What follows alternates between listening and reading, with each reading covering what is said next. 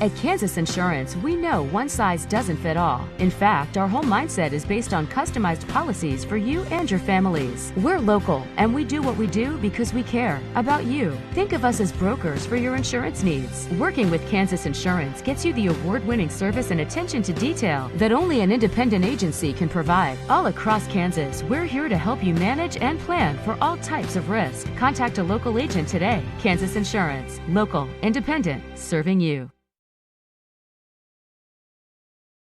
Just like the Cardinals are striving for success, Kaw Valley State Bank's mission is your success. At Kaw Valley State Bank, they provide the best, most efficient, courteous, and professional banking services possible. And at Kaw Valley, they recognize that the customer and their satisfaction is the most important ingredient to growing their community. With all the services you've come to expect from the hometown partner you deserve, Kaw Valley State Bank, online at kvsb.com, a proud supporter of Eudora Schools.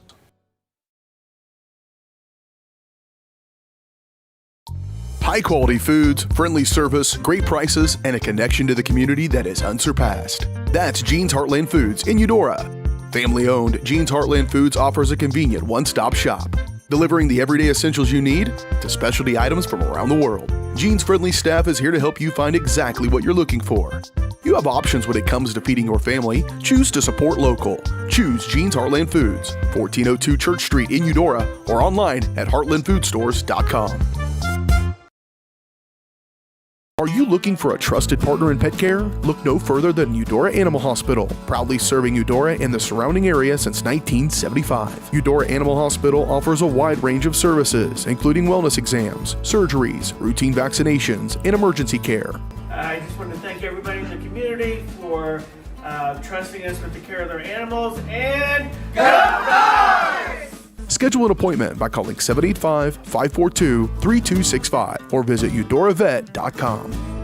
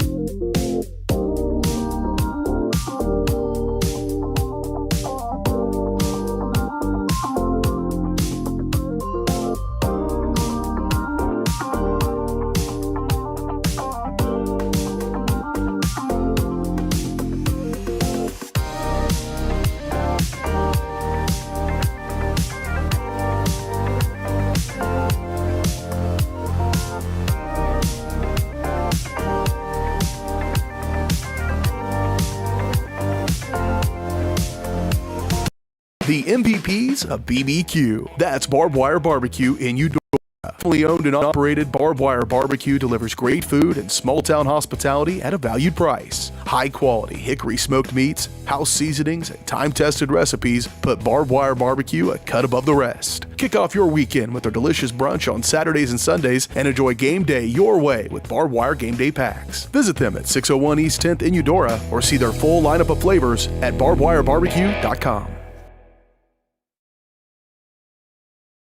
Hey, I'm Mike Rope, here today to encourage you to connect with 811 before you dig. And I'm Micro, and I'm here because I love to dig in the dirt. It's true. He's also here because he's very small and not that bright. Here, for instance, we can see Micro doing what he loves to do. And here we can see the consequences of not doing what he should have done. Dude, why didn't you call 811? I forgot the number. See? Not that bright.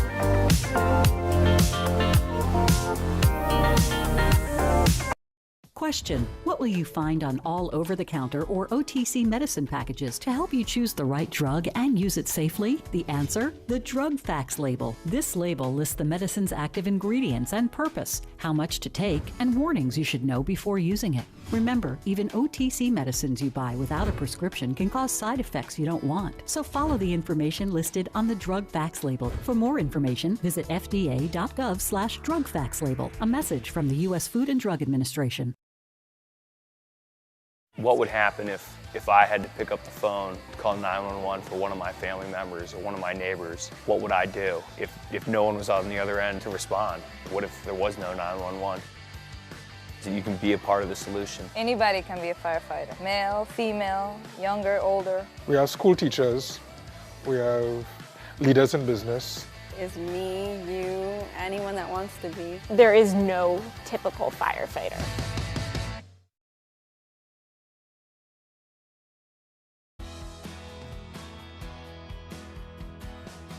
I used to drive an ambulance as an EMT, and I've always tried to be a safe driver. If people knew what I know, lives could be saved. In my car, if I see a truck or bus taking a turn, I know to take my time. When big vehicles turn right, they may swing wide to make the turn. If you try to sneak in, well, it's a lesson you'd rather not learn the hard way. When trucks and buses turn, let's you and I wait. It's our roads, it's our safety. The MVPs of BBQ. That's Barb.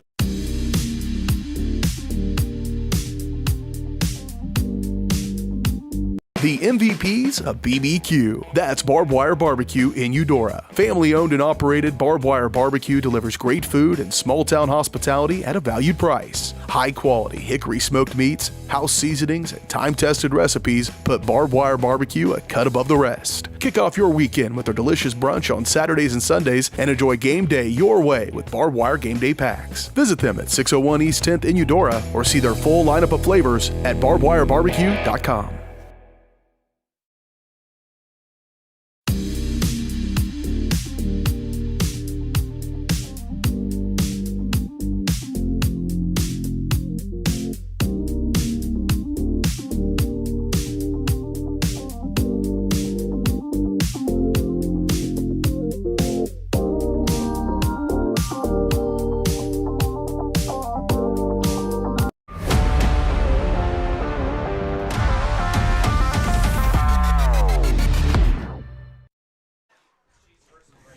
Hello, everybody, and welcome in here to Eudora Sports Live.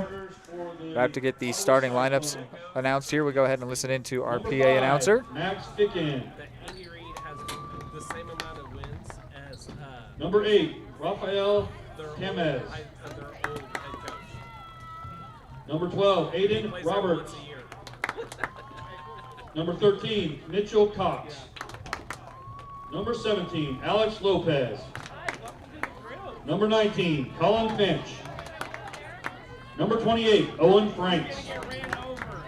Number 30, Chase Powell. Number 33, Noah Wilson. Number 84, Leighton Thompson. Number 95, Ashton Roberts. And now the starters for Ottawa. Number 2, Josh Addis. Number 3, Chase Madison. Number 4, Bill Foltz. Number 6, Carter Hepner. Number 7, Hayden Turner. Number 10, Eston Strong. Number 11, Caleb Hepner.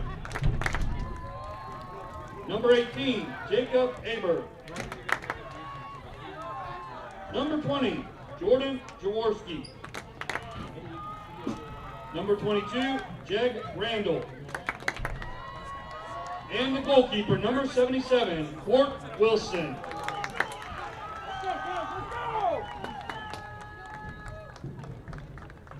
Now the non-starters for Eudora.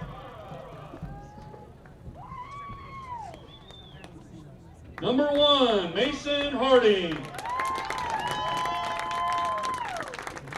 Number 2, Ethan Music.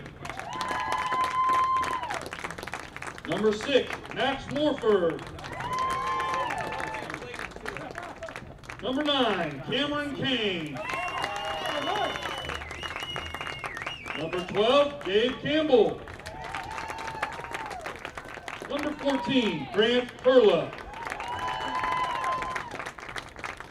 Number 17, Jason Diddy. Number 18, Hawken Andrews. Number 22, Lincoln Hurla. Number 32, Austin Moffitt. And number 40, Henry Pratt.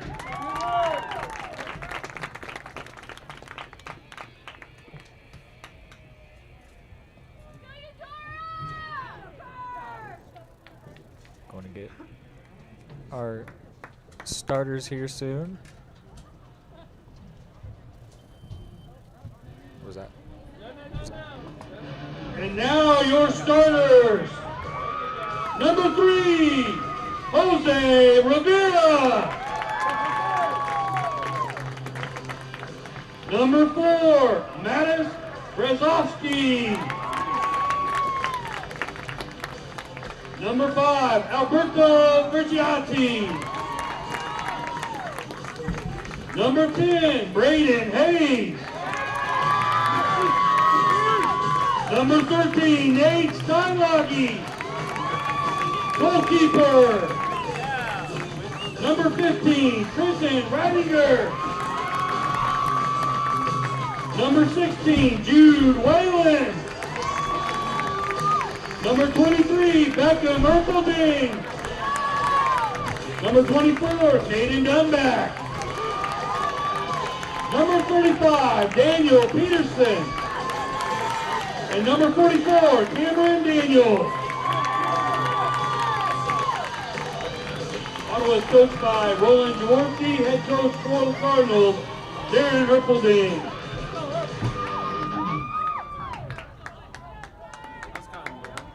All right, well, with that, we will kick off our pregame show, which is brought to you by Kaw Valley State Bank. Kaw Valley State Bank provides the best, most efficient, courteous, and professional banking service possible. Proud to cheer on the Cardinals and serve the Eudora community. Learn more at kawvalleystatebank.com. And you heard the starting lineups already. We can now talk about this matchup as they come up against the Ottawa Cyclones, a team they beat only a week ago. Yes, just 1 week ago. They played to a 1-0 defeat, or the Cardinals won that game. In fact, they scored only an own goal. Coach described it as a not a pretty win whatsoever. But when you look at it, the Cyclones have won 5 of their last 6 games, and that only defeat is these Eudora Cardinals. The first round matchup for them was Bishop Seabury, the Seahawks. They beat them Mercy Rule 8-0, one of their highest scoring games all year long. Cardinals had the battle with Tonganoxie that went to penalties. I want to say thank you to Aaron Feely for filling in for me covering that game. It'll be Reed McAvoy and Hayden Harbs with you on the call as we're about ready to kick off here tonight. They had to deal with the windy conditions last time. This time it's going to be just a cold game. It's about 56 degrees. I think once the players get moving, they will be quite comfortable out there.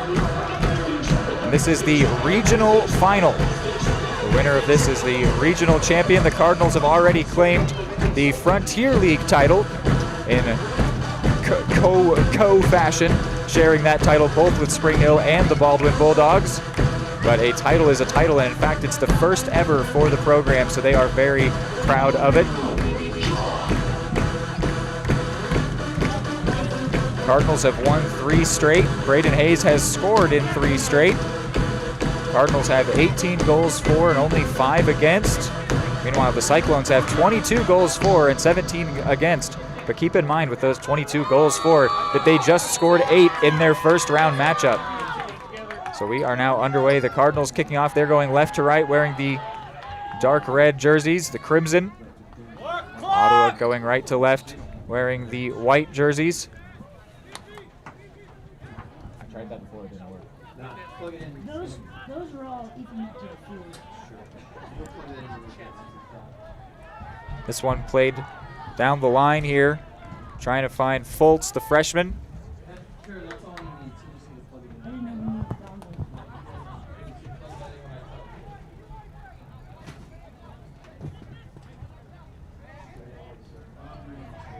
Cardinals looked good against Tonganoxie, but were unable to find much of a finishing product. That's why it ended up going to penalties. Tonganoxie were able to outlast them. You could tell by the way they were playing that they wanted it to go to the shootout. They felt that was maybe their best chance at winning that game. But in the shootout, they had a missed penalty and also a great save from Steinlage, as well as 4 for 4 from the Cardinals penalty takers. After the 1-1 tie through double overtime. Speaking of ties, the Cyclones have drawn a couple times this season. Cardinals have not and will not, because we're now to the point of the season where you have to have a winner for any given game. Here's Vergiati, lays this one off. Hayes wants to shoot. It was blocked and then just rolls into the hands of the goalkeeper, Court Wilson.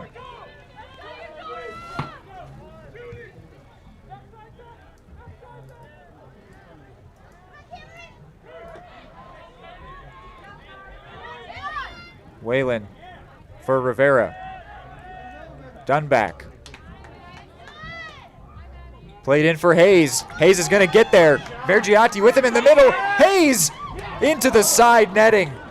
Some of the Cardinals fans thought that one was in, but put wide of Wilson's goal. First shot for the Cards.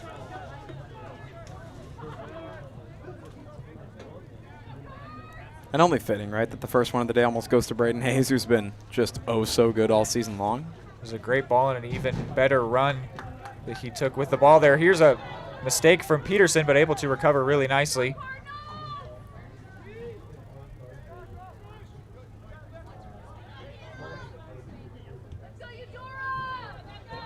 Now Beckham Erpelding. Rivera couldn't get to this one, trying to win it back. Instead, Whalen ends up being the one to take possession back for the Cards. Looks like a battle of 4-3-3s once again. Most games this season for the Cardinals, it felt like, has been their 4-3-3 formation, taking on another opponent running the same formation. It's just a very standard formation, easy to do with players who maybe aren't as skillful, though the Cardinals love to have really great attackers up top, including Hayes, Vergiati, Rivera always being involved at the top of the formation. Good job to take that one down, but couldn't find a teammate. Cardinals putting a lot of faith in Daniel Peterson in the way they're lining up. A couple times now he's been left as the last defender. They are just trusting that he will be able to recover anything that is put beyond him or anything that comes near him, that he'll be able to make strong tackles, which he's generally proven. Here's a turnover, though, and he'll be tested potentially. Audis running down on goal. Lays it off to Fultz, and Fultz is thwarted by Cameron Daniels. First attack there for the Cyclones. Had a little bit behind it. Seemed a little bit concerning for a second there, but Peterson cleaned it up. Excuse me, Daniels cleaned it up. Cross sent in, and it's going to go all the way through to the goalkeeper, Wilson.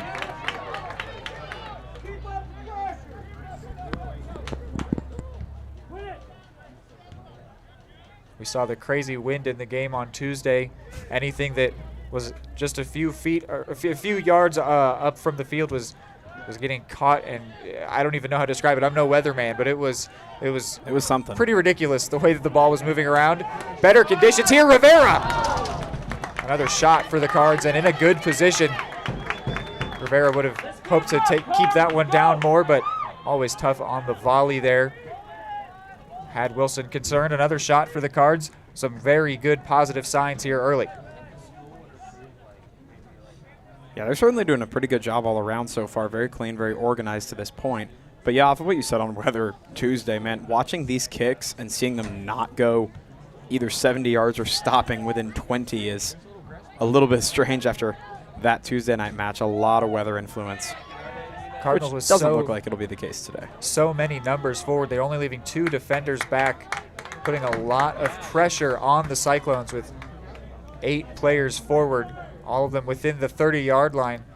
So really everyone occupying that attacking third for the Cards, which means that even if the Cyclones do get a foot in, make a temporary tackle, there's probably another Cardinals player to take possession right back.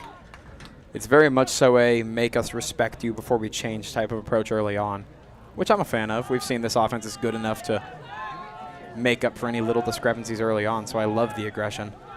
Yeah, you could really say they're not necessarily respecting the Cyclones' attack. No, they're not. And why would you? When you take away that 8-0 win over Seabury, they only scored 14 goals all year while conceding 17. They have had a good season in terms of results, though, so they've had well-timed goals. Working down the line here, Caden Turner fighting against Daniel Peterson. Peterson wins that one. Gets some cheers from the crowd, appreciating his good defensive work.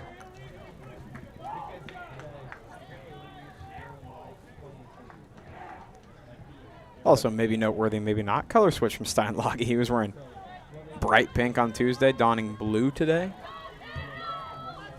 In the first match against the Cyclones a week ago, Steinlage was really only called into action once, had one big save. It was a one-on-one opportunity, and he was up to the task, keeping the clean sheet that day. And man, he crushes this one, punting that one downfield, which was also how the own goal was forced. Of course, we didn't get to see this game. It was played in Ottawa, but just going off of what Coach Erpelding described was that the own goal came off of a huge Steinlage punt that went all the way to the other side, and there was some miscommunication between the defender and goalkeeper. And the Cardinals got the goal, got the win. Here's Vergiati with the shot and just pulled wide. Standing right in front of goal, but also falling down. The defender doing well to be a nuisance, stay in his way, stay physical. And Vergiati could not keep that one between the posts. More positive signs, though, for the Cards, but got to start finishing. I don't think we're to the point of panic quite yet. Oh, no, no. This is a great 8 minutes sign. into this thing. This is a great start. Rivera brings it down for Hayes, the leading goal scorer for the Cards. 11 goals, 10 assists to his name. Put through for Dunback on a back heel by Brzezowski.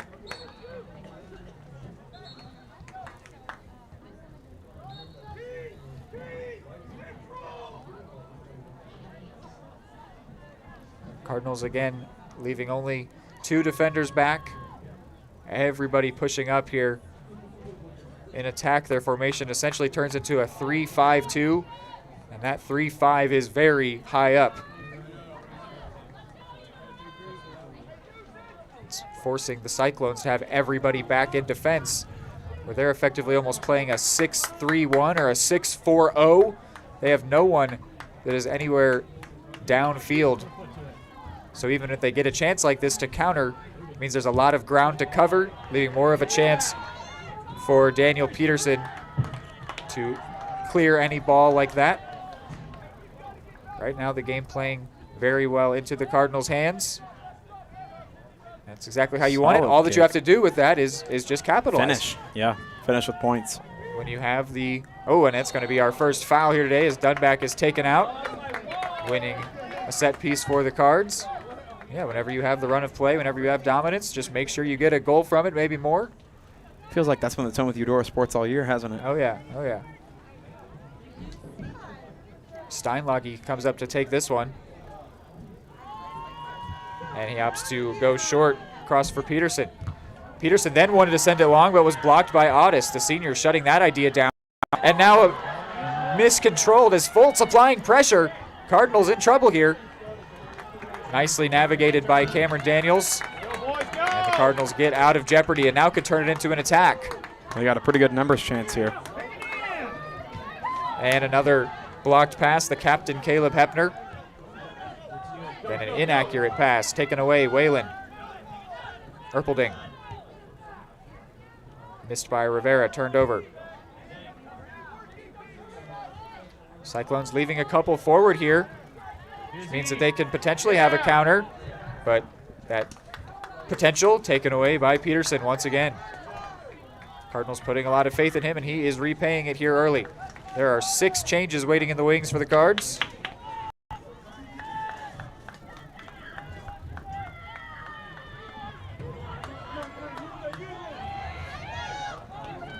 Rivera has some numbers to his right. Goes to Whalen. Ended up playing it behind him, so he had to stop his forward momentum. Goes back to Peterson, who clears. Peterson once again. Cyclones not able to get much together here. They have had some moments. There's definitely some potential for their attack. Cardinals have done a good job trapping them in their own territory, though. Here's Vergiati, and he is pushed off the ball by Madison. Now a counter chance, but quickly shut down by Dunback. Those numbers for the Cards. We might be seeing advantage being played here as Hayes was taken out, but play continues on.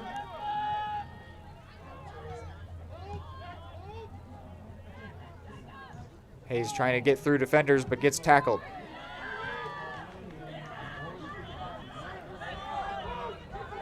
Erpelding stayed in control there nicely, but then Trenton Ridinger turns it over.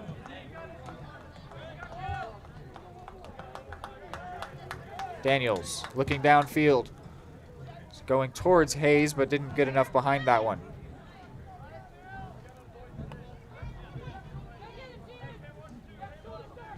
Rivera seals this one. A lot of numbers back, though, for the Cyclones. Even when they're in possession, they just don't feel confident enough to send anyone downfield. Almost making it look like a good call for the Cards with this early strategy of almost not being respectful of their offense in a sense. Well, yeah, but it was just interesting seeing a lot of times if an offense or a team has the ball and gets it taken away in their own area, that generally results in a really dangerous chance. We'll focus in real quick here on this opportunity for the Cyclones. Nice idea from Audis, just could not find Fultz, but he will win a throw in a dangerous spot. But normally if a team turns over the ball in their own half of the field, that results in a very dangerous chance. But Rivera took that pass away, picked his head up and saw 6 Cyclones defenders in between him and the goal because the Cyclones do not feel comfortable right now pushing downfield one bit. Though on this throw-in, lets them put some numbers down. Here's Caden Turner, and he will win another throw. First time the Cyclones have gotten to push numbers up, and they have everyone in the Cardinals attacking half, which means that this could be a dangerous chance as Rivera takes it away, but nicely done by Hepner to shut it down. And here, this one's going to fall for Vergiati. This could be an opportunity. Racing back as quick as he can. The Cyclones defense, Vergiati's shot is saved. A first shot on target for the Cards. Wilson, though, able to comfortably grab that one. That was something different. We have not seen the Cyclones be caught with their numbers forward because they haven't put numbers forward. We were just talking about it. But that time off the throw-in, big chance fell for Vergiati. Could not put it away, though. It was a really crafty shot, a really good idea, but like we said, the execution is obviously the important part and the tough part. Well, and he wanted to get that shot off quickly so that the numbers don't get back, which means that it's a longer shot, more time for Wilson to read, and always going to be a bit tougher. Substitutions will come in for the Cards. They will make 7 changes. First, I'll get who is coming out. Daniel Peterson, Matusz Brzozowski, Caden Dunback, Jose Rivera, Beckham Erpelding, Alberto Vergiati are the ones coming out. Going in, we've got Mason Harding, Max Morford, Cameron Kane, Hawkin Andrews, Grant Hurla, Austin Moffitt, and Gabe Campbell going in. Here's Moffitt.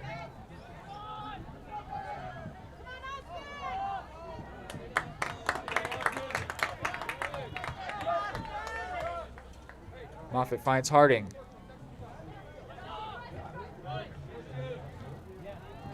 Cutting in nicely, Chase Madison, the freshman. Playing nicely in that left back position so far for the Cyclones. Left-footed ball from Hurla.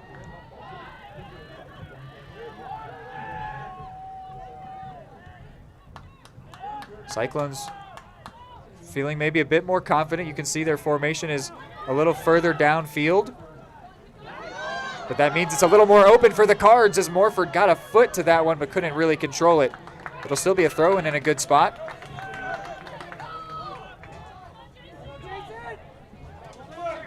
Sent into the middle and cleared away crucially.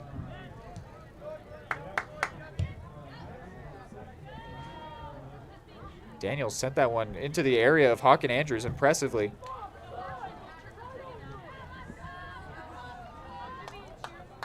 Looks like Moffitt will be joining Cameron Daniels in the back line, filling in for Daniel Peterson. And they now have a little bit more work to do, so they've actually let Cameron Kane help out in the defense as well, because the Cyclones are leaving a couple players forward, Josh Audis and Caden Turner. Why not, right? Standing around midfield, and now here is Fultz, who's been a bit of a problem for the Cards, playing that right wing spot. He has been. I mean, we're early into this thing, and he's made, I don't want to say a profound impact, but he's certainly been an impact player to this point. Looking for his options was Whalen. Tried to be creative with that one, but couldn't find the right gap. Feels like the momentum, it's definitely still in favor of the Cards, but maybe a little bit less. Yeah, I would agree. A bit of a inroads for the Cyclones. The table's maybe evening up just a little bit. They just feel like they're maybe not as afraid, at least. And that could come with comfort, I'm sure, as well, the farther into the game you get. Here's a ball into space for Turner. Turner sends it into the middle. Kane just has to get that one away. That was a good ball from Turner. A really good ball. Now there will be, well, thought we might see a sub, but they are going to be asked to hold on.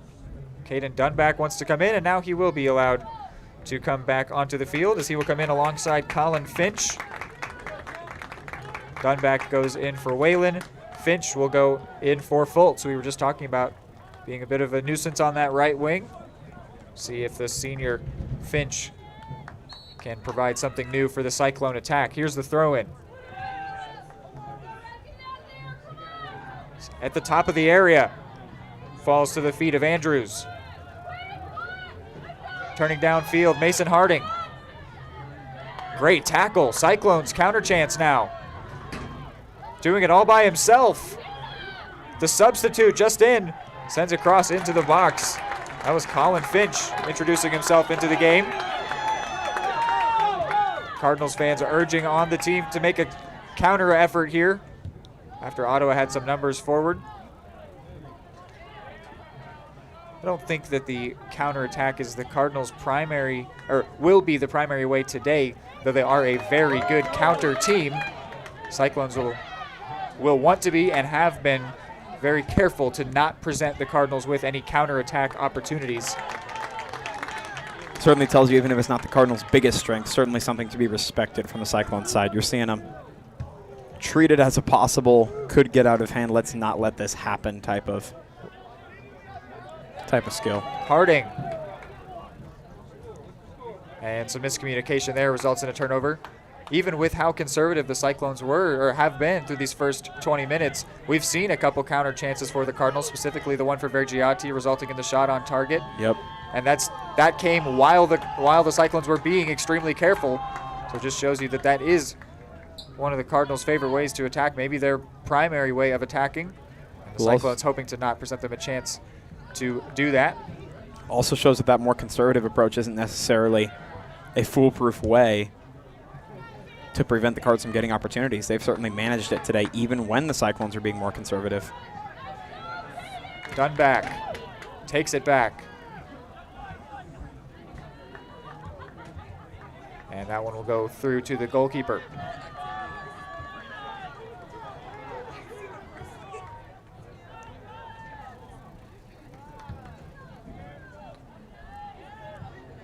Brought down really well there. That touch from Hawken Andrews. Here's Kane. That 4-3-3 has become much more defined for the Cardinals now. It was getting pretty loose, but that's because they were leaving so many numbers forward. Hardin with the strong tackle and a little bit too strong, they say. First foul committed by the Cards.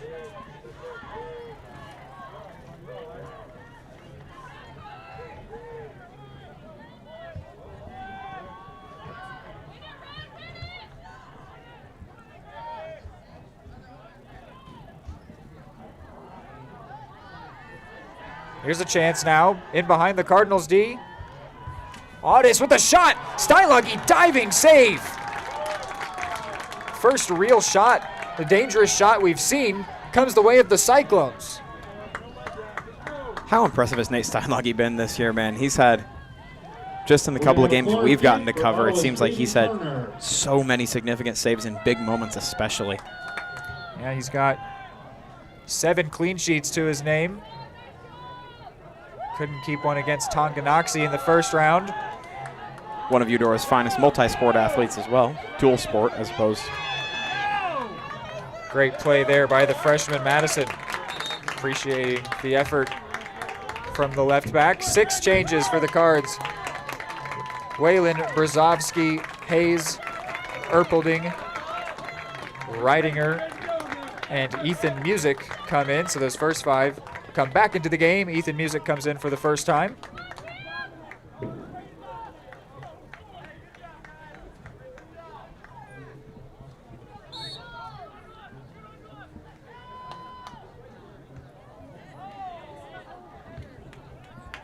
Madison tries to get this one away, and it will end up working, falling to the feet of Turner. And Turner couldn't find his teammate, might be able to get it back, but no.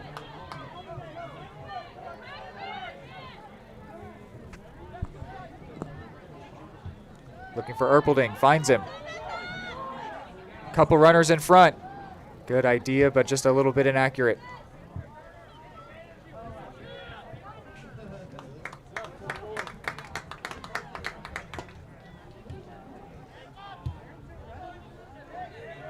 Hayes. Music got a foot to it, but it goes through to Wilson. Good goalkeeping to come out and pick that one up before it got any more dangerous.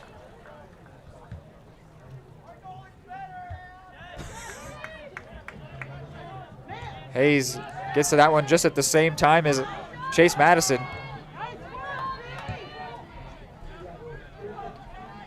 As a fan of good soccer, I am loving Chase Madison, the left back. And a couple players go down here in midfield, and looks like this could be a bad one for Ottawa. Referee allowing play to continue as the Cyclone player is slow to get up. Not a huge fan of this play being allowed to continue, but looks to be Jordan Jaworski. He's back up to his feet. Not feeling great about it, though. Ball trying to get through to Turner, who's been running up and down this left wing. Those Jaworski and Grant Hurla for the Cards were the 2 players on that impact. There is a sub waiting for the Cyclones, but that sub was waiting before that injury. See if Coach Jaworski thinks any differently of who he wants to sub for. But Jaworski gets a foot onto that one. And then a foul, not from Jaworski, but a separate foul.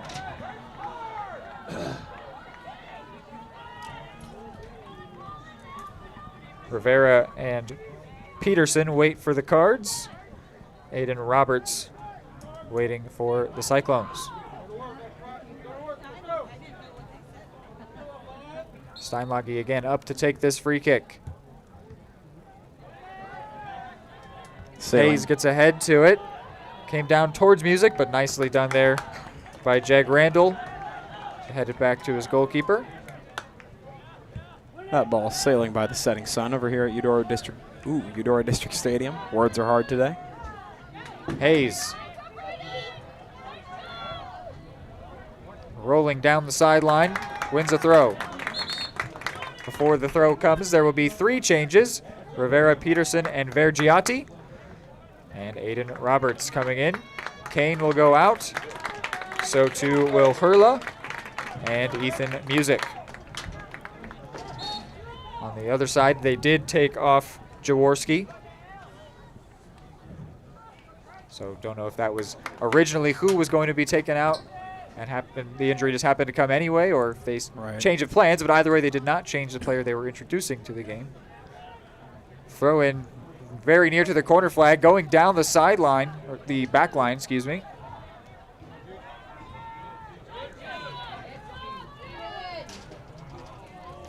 Erpelding and Hayes not on the same wavelength there. Crafty attempt, though. Looked like potentially an illegal throw there. but referees did not catch on to it. Dunback looks to shoot. It's not bad. Oh my, just wide. From 40 yards out. He had Wilson uncomfortable. Shot.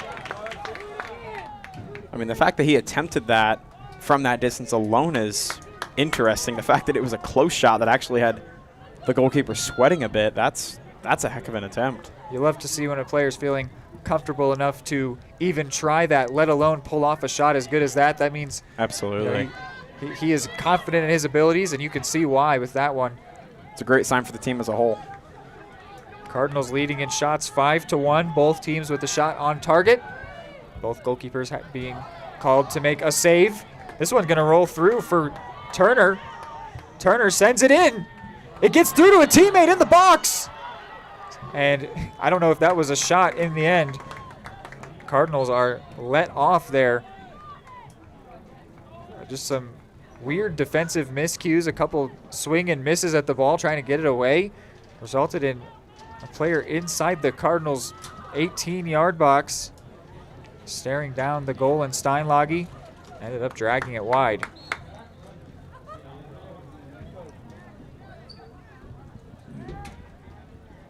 I'll go ahead and count it as a shot, but I don't know if it was or not. Here is a shot for sure. Steinlage easily grabs that one.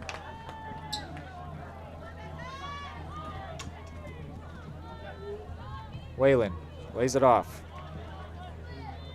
Cyclones pushing a little bit more forward. They've just been sort of growing into this game, pushing further and further upfield with their formation, which will leave them more vulnerable to the counterattack, but also present them more chances to do something when they take the ball away.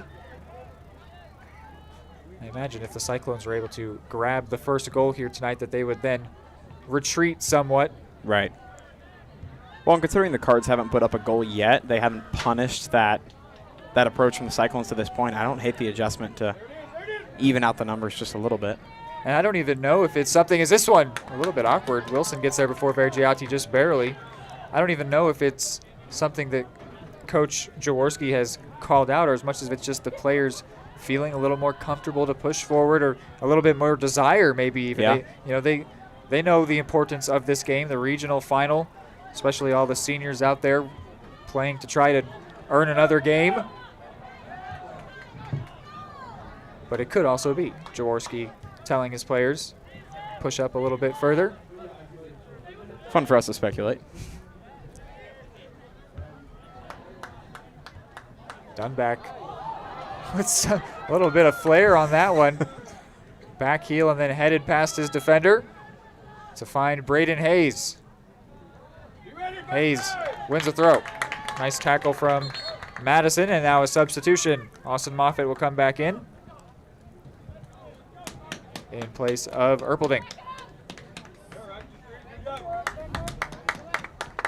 11 minutes left here in this first half. Cardinals would really like to go into the break with a lead, but feels like they strongly deserve it. But it feels like the two biggest chances have actually come the way of the Cyclones, oddly enough. I would agree. Which is interesting, because it seems like you would think, based off watching this game, that the Cards should be up by now, but you're right that I'd say the two best opportunities yet far today have come the way of the Cyclones instead. Here's another long shot from Dunback, and Wilson didn't grab it at the first time of asking, but is able to collect. It seems like Dunback has a specific goal that he was dreaming of last night, trying to make it come true, and I don't see any problem with him continuing those attempts, because they look pretty good so far. Been pretty darn solid. I don't know if I could ask him to be much more accurate from the distances he shot from, so why not?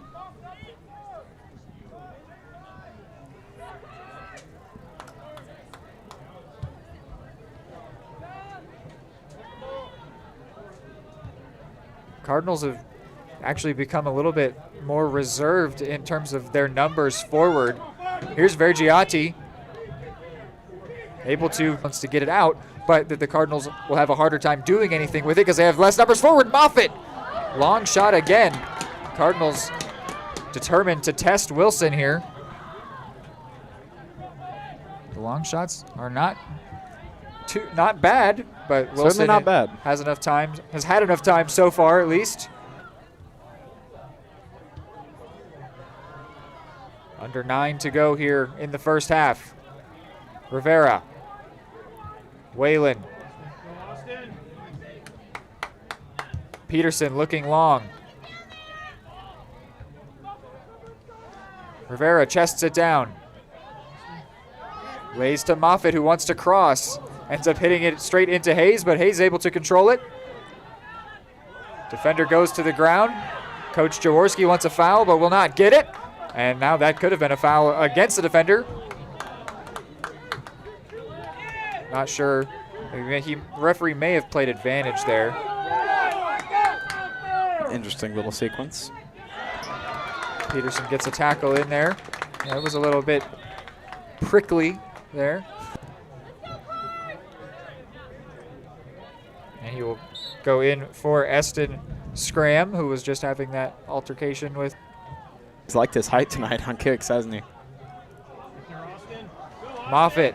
Moffitt, it's a great defending by Caleb Hepner to shepherd that one behind for a goal kick. Really good defending. I mean, that one could have gotten dangerous in a hurry. He was, in a way, one of the last lines of defense and did a phenomenal job. Yeah, Moffitt only took a slightly too big of a touch, only barely. And great job by Hepner to slip right in there for the Cyclones, because there's a way where you have to make sure that while you're keeping your opponent behind the ball, that's a foul. Situationally in a big way.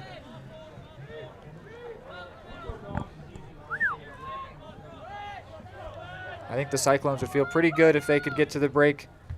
Tied at zeros? Yes, but I think they could even feel like there's potentially a chance for them to go into the break with the lead. Great ball to Vergiati, but Wilson going to get there first. Cyclones were a little bit open on that occasion. And again, Cards giving themselves some decent opportunities closer to the goal on the Cyclone side. Once Cardinals into those longer shots, which we've seen a couple from Dunback, who could look for another here. Instead goes for the cross towards Hayes. Wilson gets there. Dunback had a couple, Moffitt had one. If you keep doing those over and over again, yes, they eventually. Yeah, a lot of times you know they won't be the most dangerous of shots because it's hard to keep those on target, one, and then two, a lot of time for the goalkeeper to respond or to react. But if you can hit one perfect or hit one that even deflects or the goalkeeper just can't see quite right or the goalkeeper just simply makes a mistake. A lot of variables. Yeah.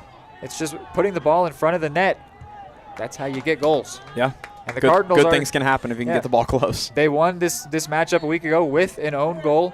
3 times this season they've had an own goal scored in their favor, which means that they do a very good job of putting it in a dangerous area, keeping defenses uncomfortable, and sometimes forcing them to make mistakes.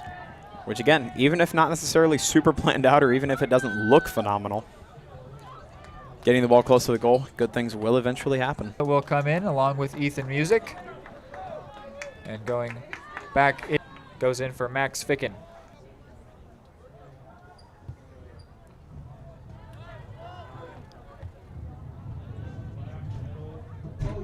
Herla gets taken out by his own teammate. This is introduction to the game. Friendly fire. Music chests this one down. Cycle called. Fans don't like it because it sure seemed like he got all ball. Referee disagrees though. Of course, won't take a distinct side, but I'm a little surprised by that one as well. Means the Cyclones can push forward. Hepner will send this one in on the right side of the area. Headed back out. Still bouncing around towards the top of the area. Sent into the box. Steinlage gets there before Turner. Now the Cyclones tracking back here. Moffitt racing against them. Whalen, not sure if that was shot or pass. I think it was a shot. Side note, a really nice job by Nate Steinlage in that moment to keep that situation from going from bad to potentially worse. Just making that catch when the Cyclones were pushing up close. Turner waiting for his teammates to catch up to where he is for this throw. Headed on target there. Steinlage comes out to get it after Josh Otis connected with that one.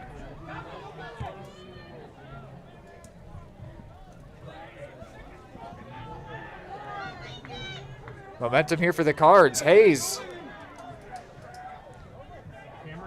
Could the Cards get a late goal here in the first half? Moffitt with the first time shot. Another long range effort from the Australian-American dual citizen. Goes just wide.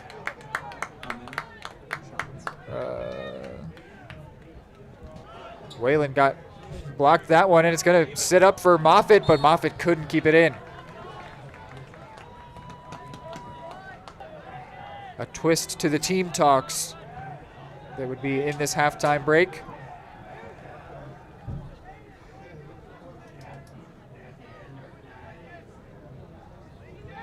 Otis got ahead to that one.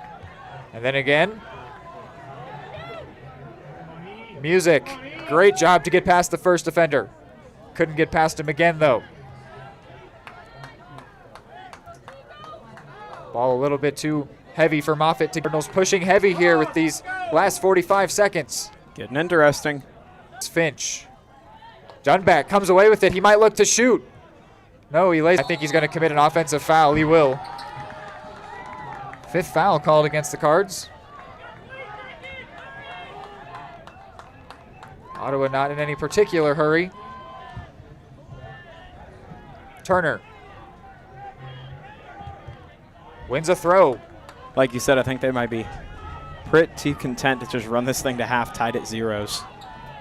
And indeed they will do so. It's been a very intriguing first half. You'd have to say the Cardinals were the dominant team, but at least the early better on. chances came for the Cyclones as the Cardinals found themselves vulnerable at seemingly random times sometimes. A 0-0 is the end of our first half score. When we are back, we will have the halftime show here on Eudora Sports Live.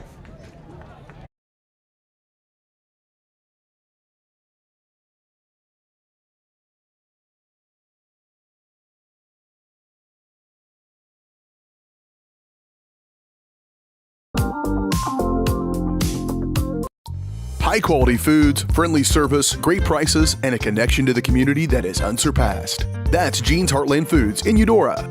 Family-owned, Jean's Heartland Foods offers a convenient one-stop shop, delivering the everyday.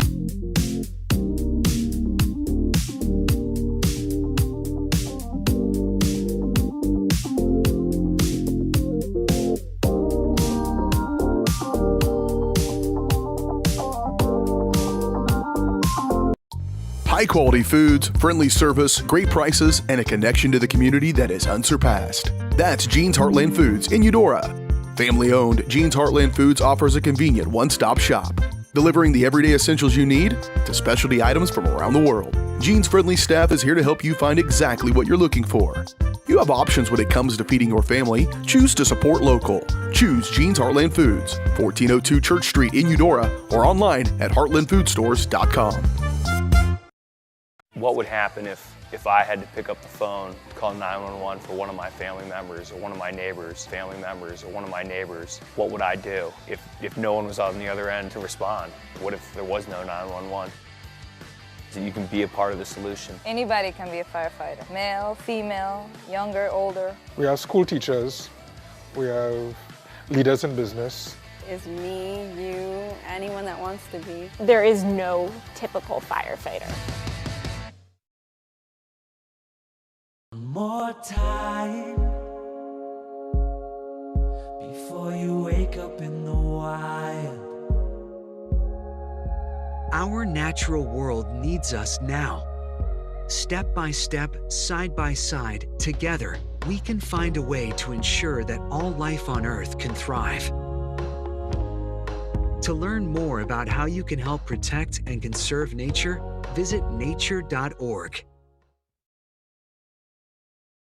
Just like the Cardinals are striving for success, Kaw Valley State Bank's mission is your success. At Kaw Valley State Bank, they provide the best, most efficient, courteous, and professional banking services possible. And at Kaw Valley, they recognize that the customer and their satisfaction is the most important ingredient to growing their community. With all the services you've come to expect from the hometown partner you deserve, Kaw Valley State Bank, online at kvsb.com, a proud supporter of Eudora Schools.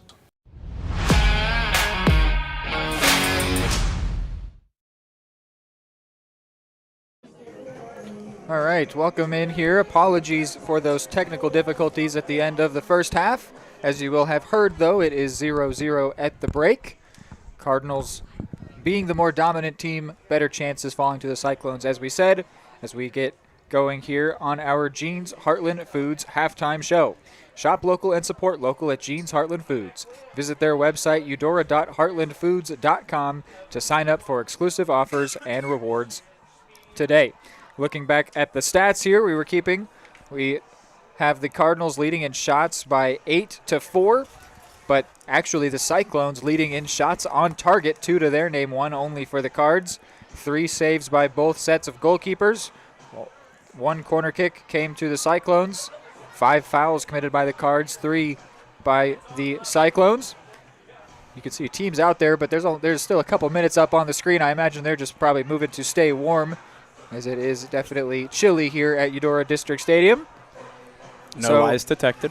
So, Hayden, we saw a bit of shifting there throughout that first half. The Cardinals actually sort of retreated just a bit, not a lot, but it did happen. Yep. Meanwhile, the Cyclones inched forward a little bit as that game went on, and in a game that began with them really having nothing to show for it in terms of offense, they ended up producing some good opportunities and also just having chances, whether or not it was actually resulting in shots or crosses, which a lot of times it was, but even if it was not, just they were having opportunities. They were getting the ball, they were moving downfield, which means that they could absolutely get a goal. I would have to say that I don't think we're seeing a repeat of the first time when they played, because Coach said that one was not pretty. I think this has been a very nice game of soccer. Beautiful. Yeah. But we just have not seen a goal yet, and this is a game that has to have a winner, so that first goal will be extremely important. So, what have you seen from this first half? Well, the biggest thing you mentioned that I think stuck out to me was how, I don't want to sound negative in any way, but the Cyclones' offense didn't seem particularly potent, and yet they still managed to, on multiple occasions, produce very worthwhile scoring opportunities, even if those didn't turn into actual shots. That's been massive, and we've seen based on their record, even if they haven't necessarily scored a lot of goals, those goals have come at very opportune times, scoring exactly when they need to, seemingly to win games. So if I'm the Cardinals team, I'm playing pretty well. They don't seem panicked at all. They still seemed plenty loose in that first half, playing quite well. But this Cyclones team is certainly one of those sneaky teams that could just hang with you for the entire game and very well score that goal late that turns the tides. But so far, I think it's been a fairly dominant performance on the Cards side. Cyclones certainly hanging around, as their record shows, that they've done all year long. But to this point, just a beautiful game of soccer. Idling Cardinals just a little bit, but far from over this one is. Well, and I think that the first goal will be huge here, but I do not think that the first goal will necessarily be the decider. Obviously, it certainly could be, but I do not think it is impossible at all to see one team score and then the other team score 2 before the game's done, or just 1 and force overtime. And potentially penalties. That was the 1-1 was the score going to the penalty shootout in the game just a couple days ago. But yeah, that first goal will be massive, and it feels like we're right there. We're right on the cusp. I'd imagine that these first 10 minutes of this second half will be very big in determining how the rest of this game plays out, because I feel like there might be a goal in those first 10 minutes.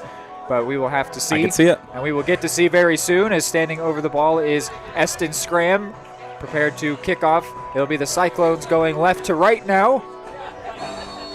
And we are underway. At least wind not near as much of a factor as it was on Tuesday. Wind was, the direction of the field was massive on Tuesday, not near as much so today. I'll be intrigued to see what the goal kicks look like. We were seeing Steinlages go down 3/4 of the field, and was not really the case for Wilson, but now the switch sides, so the wind will be going the opposite direction relative to the goalkeepers. See how that plays out. Early attacking moments here for the Cyclones. To take this throw in will be Fultz. Powerful throw, found a teammate. Crucial tackle there from Reidinger. Hayes trying to turn defense into offense. Looking towards Vergiati.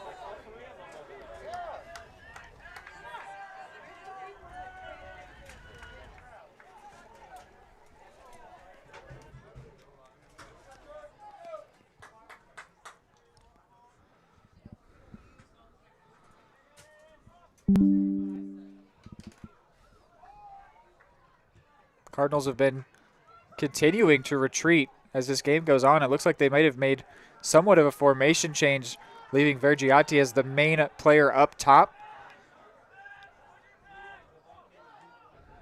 Still in here on this near side, fighting for it. Hit into Brzozowski. Here's Dunback. Had a couple dangerous looking shots in the first half. Brzozowski sends it in with his left. Hit by Whalen. Block there from Reidinger.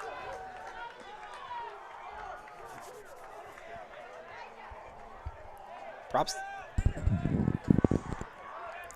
to the student section, too, for Eudora. They've showed up and showed out tonight. Weather's not necessarily warm, but oh yeah, they're out in full force tonight. This was terrible weather for just sitting still. Right. So there is a very impressive turnout for both sides, really. Yeah. The away stands are looking just as full as I've seen them all year long for any sport. Yeah, but there are a lot of Cardinals blankets, scarves, and hats out here. The flag is here, too, worth noting. Should we see a goal tonight, I will catch that shot of the flag rolling through the front of the stands.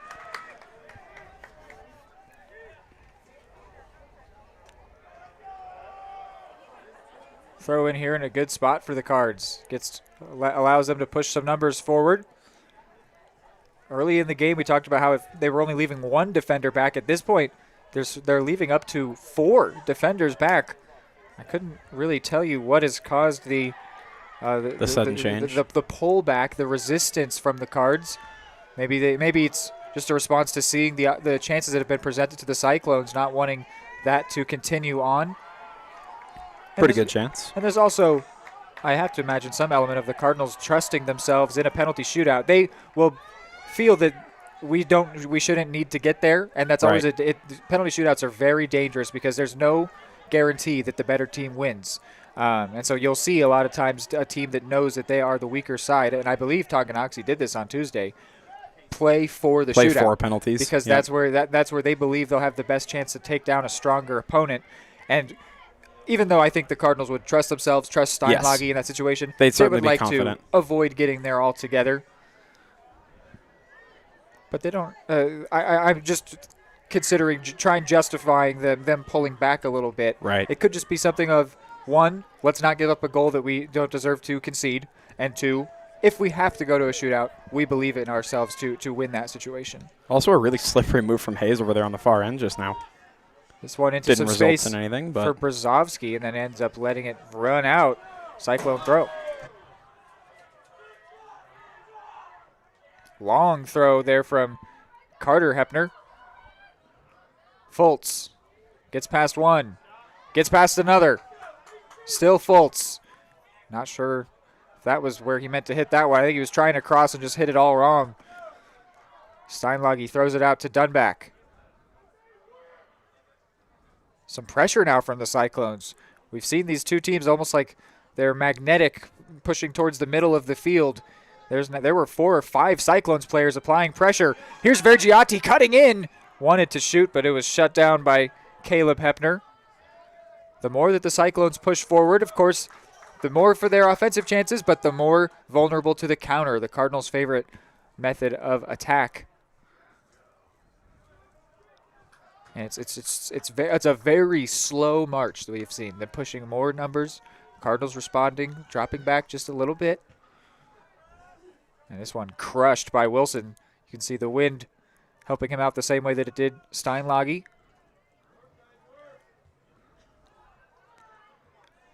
Reidinger. Whalen. Nice job to stay in control of that one and stay on his feet. And a whistle blows. I have to imagine that would be in favor of the Cardinals. It is. Referee could have played advantage there, but instead blew his whistle. 4th foul called against the Cyclones, and it is in a good spot right on that 40-yard line, means 50 yards away from the goal. Erpelding preparing to send this one in. Everyone save for the center backs, forward for the Cards. Erpelding hits it towards the right side. I think he hit it with the wrong part of his foot. You can see he comes away a bit upset the way that one came off, but it still puts the Cards in a decent spot. Comes back to Erpelding. He gets another go at it towards Vergiati. Headed away by Hepner.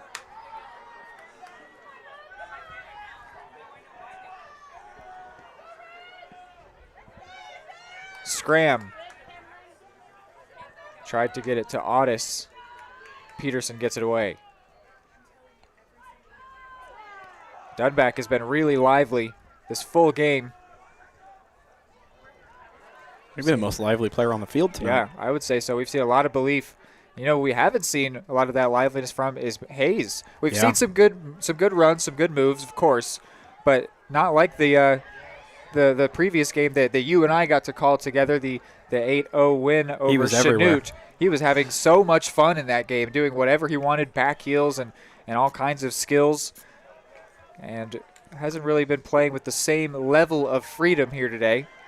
And I will say it was somewhat like that on Tuesday as well. He, of course, came up huge when it mattered. It was like that he was lively or was not? That he was not necessarily. It was surprising to me that he was certainly still out there, still making his presence known as he has tonight, but there was nothing massive to speak of until later in the game when he scored that goal to make it 1-1 and then eventually the game winner in penalty kicks. But while it's a little surprising tonight, it isn't necessarily unfamiliar. Perhaps a slight dynamic change from earlier in the season to a little bit later for whatever reason. Well, and great goal scorers, generally they barely have to touch the ball. Now, with a counterattack team like the Cardinals are, that's a little bit different. Not necessarily the case. They will touch the ball more because we saw Hayes early. I think it was the first chance all game was he got the ball, ran past the defense, created a great shooting chance. Right. Yeah, first shot, I think. First attempt. You look at players like the name coming to mind, Erling Haaland from Man City. They only touch the ball to shoot. They'll stand in the box, wait for their teammates to get the ball to them, and then they'll take a shot. And so they'll have 5 touches all game long and 2 goals. So chance out from the Cardinals fans wanting a whistle blow. I think Jude Whalen was put on the ground. Might have been Hawken. Sounds like there was an elbow in that. All right, if you're still hungry, pizza and hot dogs are both $1. Get down there and get you some pizza and hot dogs. They're both $1.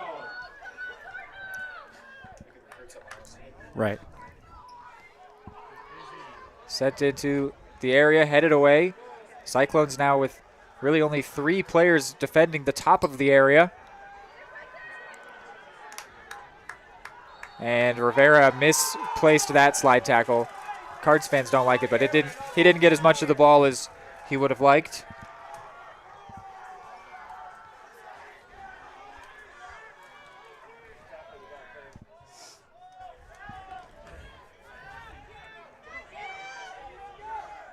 Jude Whalen sprinting down this left line. Great tackle there. Really well done. Got all ball and nothing else. 3 changes coming in. Hurla, Moffitt, and Andrews. That's Grant Hurla. Goes in for Rivera and Erpelding. Didn't see the third player that came off.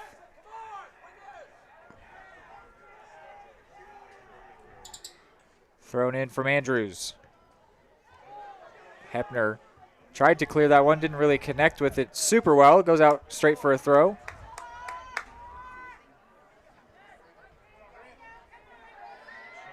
Reidinger might have been thinking about shooting. Really well defended, though. Throw into the Cards. Moffitt down in the corner. Looks like he might want to take this one long. Grant Hurla. Moffitt sends it across, low driven, in the area still. Just at the last second took a touch from a Cyclones defender. Now having to be safe here, Cameron Daniels. Just gets that one away from danger.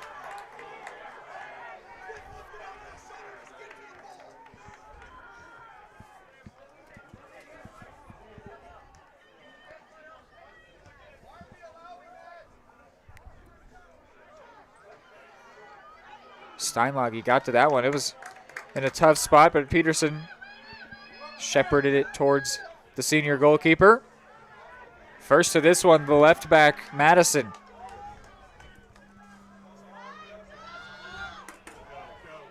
Hayes gonna get to this one. Great tackle. Still a Cardinals throw. Hayes wants to take it quickly. No one there for him. And now the referee asks him to hold on so that Cameron Kane can enter into this second half. Take the spot of Cameron Daniels. One Cameron for another. Cam. I am. Dunback toying with his defender. Powerful cross, but Wilson first to it.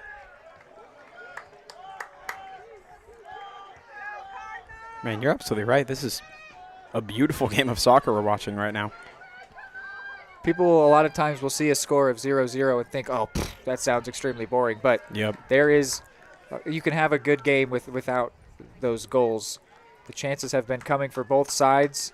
And you can see the Cyclones have really grown into this game. It might not be as enjoyable of a watch for a Cardinals fan to see the opponent grow into the game, but it is nice to see a good game of soccer be a nice competition.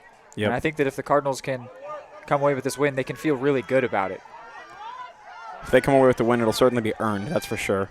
Nothing for free tonight, especially as the Cyclones have eased in just a little bit, a little more comfortable. Yeah, they're to the point where they are playing as Whalen just took a really ambitious shot there. First one of the second half. But the Cyclones at this point have been playing a full-on front three, which we really had not seen. I don't think we saw it at all early on. No.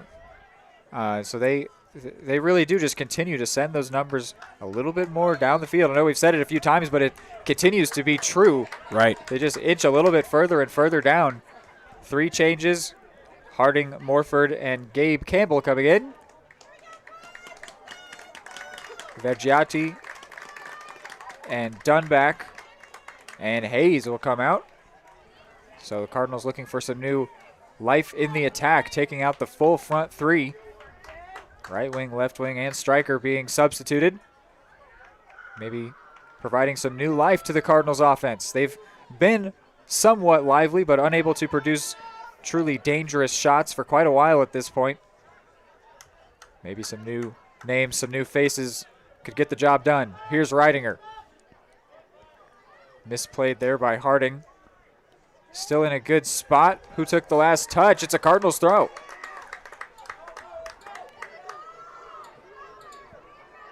Andrews backing up here. Might look to put this one into the box.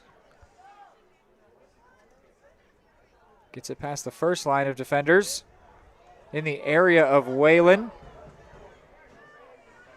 A lot of Cardinals forward. Only 2 back right now.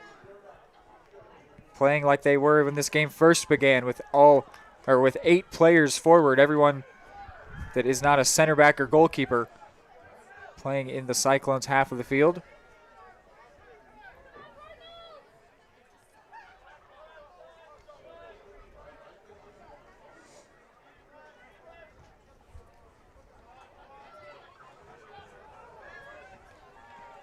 Kane fighting for this one. Who touched it last? It'll be a Cardinals throw again.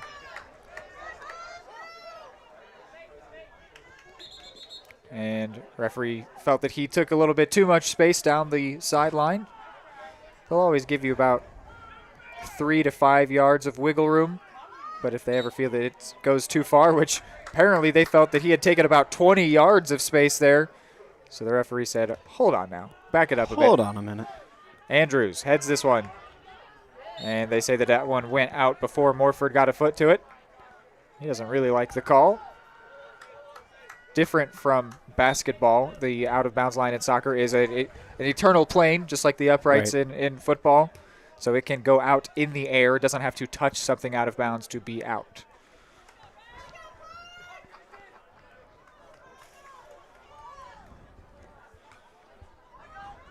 Otis. I love that of all the sports to demonstrate that discrepancy you use basketball, because that's an applicable one for sure. Yes, I suppose football would also be one, but you really don't see those plays very often where they're throwing it back in. You see it a lot in basketball. Yep. Rivera and Dunback going to come in. It's been a minute for Rivera. Dunback coming right back in after just having left. Taking the place of Whalen. And looks like Reidinger. So two midfielders. Dunback back into this game playing a new role. He's been playing that right wing spot. They're now going to be asking him to take the left mid, which is where Whalen has been. And Whalen has been really good in that spot. He's been phenomenal. What I would see as something potentially coming from Dunback occupying that part of the field is the ability to take those long shots. The couple ones that he had earlier that were really dangerous. If he could find some areas where he has some green grass in front of him freedom. And is able to line up a shot and test Court Wilson.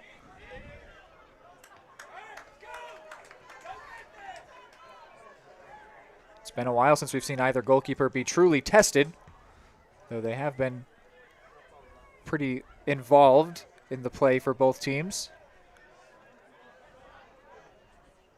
Nice move from Otis. Just a little bit too much on that pass for Scram. Now the Cardinals having more players back than forward.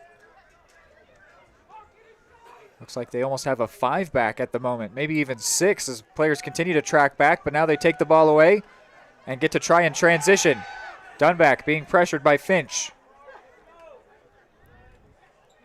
Ref did a good job to avoid that one. Pass for Rivera looked a little inaccurate, but he ended up being able to get to it in front of Turner. This one could come to Andrews, who might shoot. He wanted to, but it was blocked. Laid off now. And could not produce a shot there, Mason Harding. Looking for his 5th goal on the year, just couldn't find the space to shoot. That one may have been a shot, just sort of sending it towards the goal. Goes out for a goal kick, and now Ethan Music will come in. Go in for Andrews. Would that be number 10? I wasn't going to count it, but I wasn't. It would have been, yes, number 10 for the Cards. Only the second of the second half. It was a pretty shot-happy first half after those first 8-10 minutes. Both teams settled in a bit.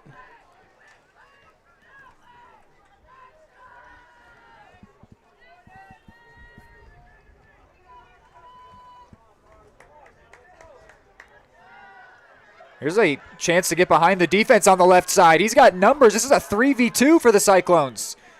Peterson tracked back to make it a 3v3 and actually ends up forcing a goal kick. What a job by Daniel Peterson. It's phenomenal. The captain doing really well there as the Cyclones had a numbers mismatch. Not sure how that one happened to the Cards as they've been getting more and more conservative and yet still found themselves short for numbers. Seemingly just slipped down that far side, was mostly uncontested all the way to the goal. Harding. Crowd loving that one.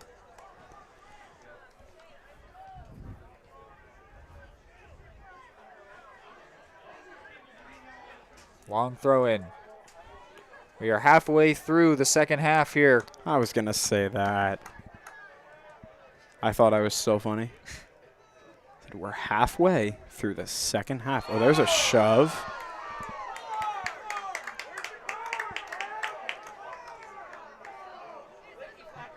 Crowd along with us for making their pleasure known of what a phenomenal game this is. I'm sure that's exactly the word spoken. Mm-hmm. We'll take camera off of this one. They're signaling to maybe get the card over there. No one down, though. Steinlage was waving over. Peterson's going to come out, and he sort of holding his arm as if it were in a sling. Something may have happened to that right shoulder or arm area. Coming in will be some other substitutions. Waylon Erpelding, and also for the first time, Jason Diddy getting into this game. And in place of Daniel Peterson, who just made a great play, goes Cameron Daniels. So the back line now, Daniels and Kane.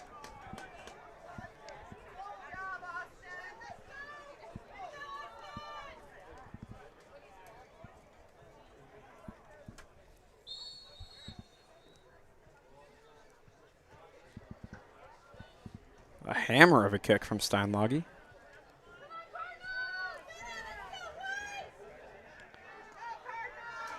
Cyclones with numbers and possession here. They've really begun to become much more comfortable on the ball, but just as I say that, they're dispossessed, and now a Cardinals counter. This one potentially was through for either Harding or Music, but it was just a little bit too strong. Now the deeper in we get, I know you mentioned it earlier, but we're under 20 minutes to go now in the match.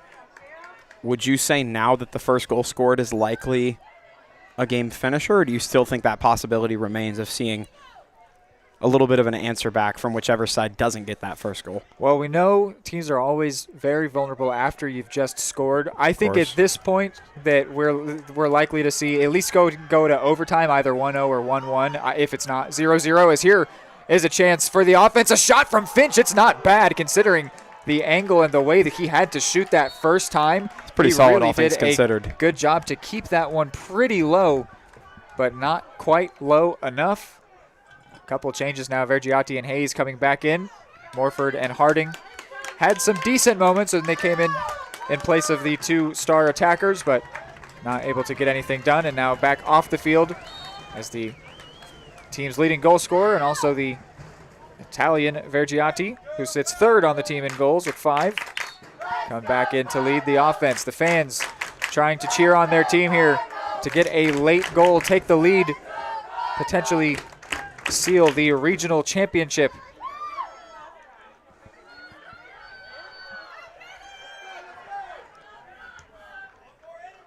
The more the Cyclones push forward, the more they play into the Cardinals' hands to counter, but the more they open up the ability to do things like this, as Finch wanted to shoot again, similar to his previous one, and now down is the Cardinals' other starting center back, Cameron Daniels. They really would not like to lose him. Of course, just you don't want to have any player hurt, but with Peterson already on the sideline, he's actually now readying to come back into the game, but Daniels down and in some pain here.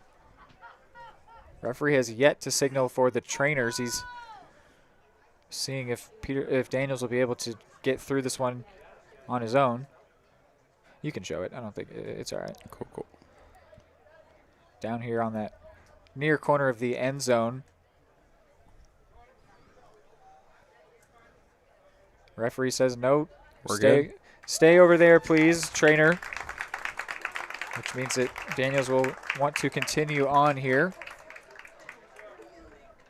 But they do have Peterson waiting, I have to imagine, just as 44 grabbed 35 earlier for an injury that just for the moment, whenever the substitution is allowed, that 44 might be taking a break.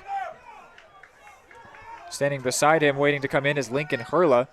But we will resume with a throw-in to be taken by Carter Hepner.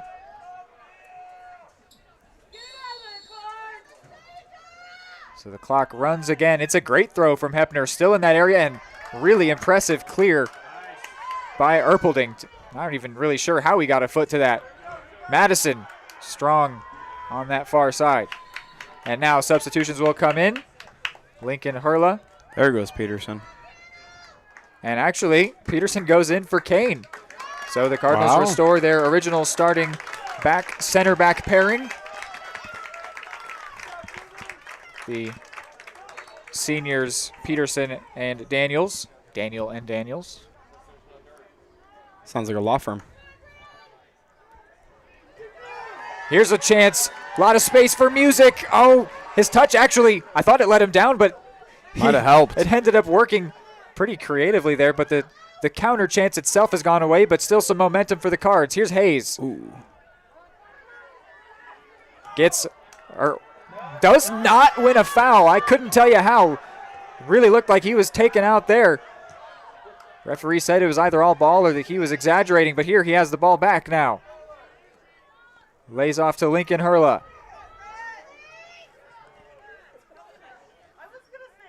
Hurla plays it through. Racing to get there, but just couldn't, the Cardinals attacker.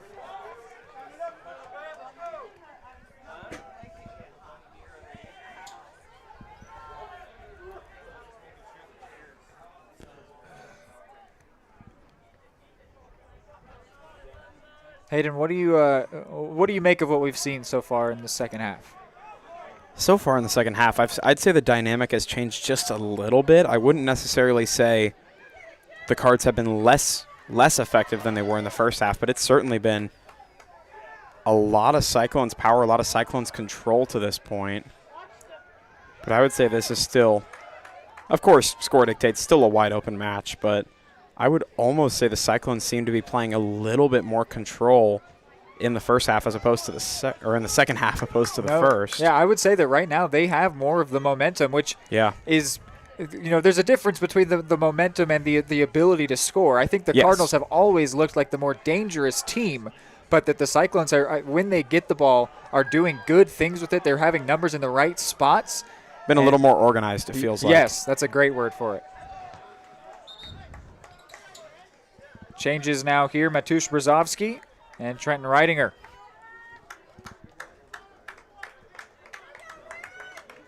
They will take the places of Rivera and Lincoln Hurla.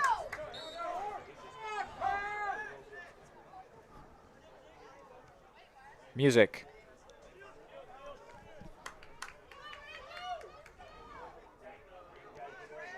Hayes. A lot of Cyclone defenders in front of him. One goes down to the ground. What's going to be the call here? Yes, in favor of the Cards. I don't think that he meant it at all, Jacob Aber, but he did end up putting his body in the way of Hayes. Yep. Not all fouls have to be intentional to be a foul. That's all it takes. Now the crowd erupting here. They know that this is a really big chance. It's almost like a corner kick, but it's almost even in a better spot because corners are it's a really tough angle to get that. You essentially need a right angle finish. This can actually be curving towards the goal, and potentially someone can get a head on it, get a foot on it. Hayes could even shoot if he wanted. Yep. Well, in time ticking down, you don't know how many significant chances you'll get. The Cyclone wall is 9 players forward for the Cards. Hayes sends it in. He did opt to shoot. The wall strong blocks it. Then a great tackle by Hayes. That the Cyclones player stays down. It was clean, but Carter Hepner back up to his feet now. Taking a second before he rises to the feet. Both team star seniors coming to blows there.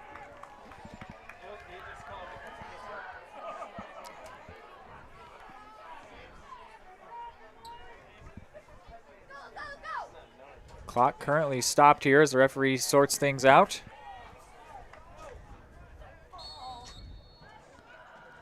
Brzozowski.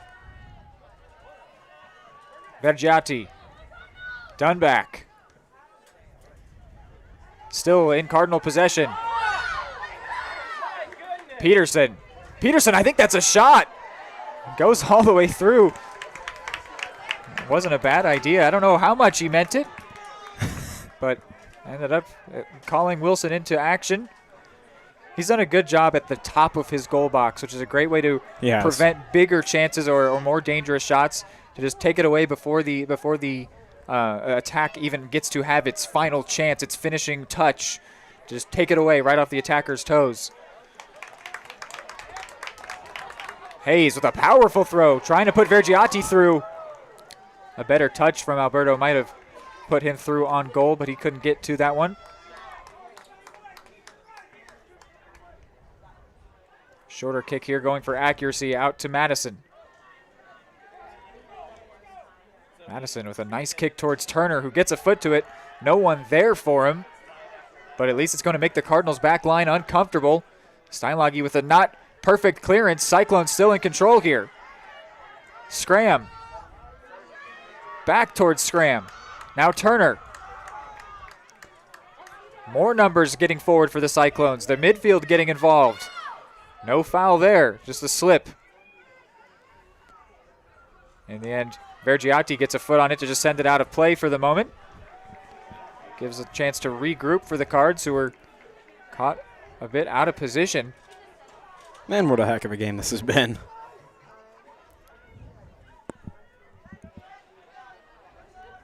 Music. Nice layoff. Breaking downfield. Hayes picks out Dunback. Racing back to his goal is Wilson. Dunback tries to cut in and gets taken out. No foul. Now Brzezowski. Still in play right now and rolls out harmlessly for a goal kick. Oh, the crowd does not like that one one bit. Yeah, now they will call for the trainer and stop the clock for Dunback. It's been a very interesting game just to evaluate the officiating. We saw it wasn't a bad game at first from the referees. They were making some calls that not everybody liked. But as this game has gotten on here in the second half, there's been some calls that have been made that didn't feel necessary and calls that have not been made that did feel necessary. Yes. And so it's, we've been told to not harp on officiating, and I never want to because in the end that's not really the main point. But it's just been an interesting performance from the officials. I think it started really well, and it's sort of gotten a little bit away from them here as this game has gone on. And now there's going to be some real concern here. So we'll actually go ahead and take a break as this game is coming to a stop here with 11 minutes left. We will be back when there are updates. Number one, obviously, is safety. We definitely call 811 to find out if there are any buried lines, fiber optic, whether it be telephone or pipeline or anything. Don't take a chance. Don't think you know and say, well, I don't remember anything being put in there. Call 811 and make sure that that's identified, that there isn't something there before you make that crossing. Because in the end, we want everybody going home. Prescription drug pricing points to corporate Freedom of the press is about your right to know. and Clark sheer athleticism. It's about your right to be informed. Today, there are real threats to press freedom. Reaching residential areas. And your right to know about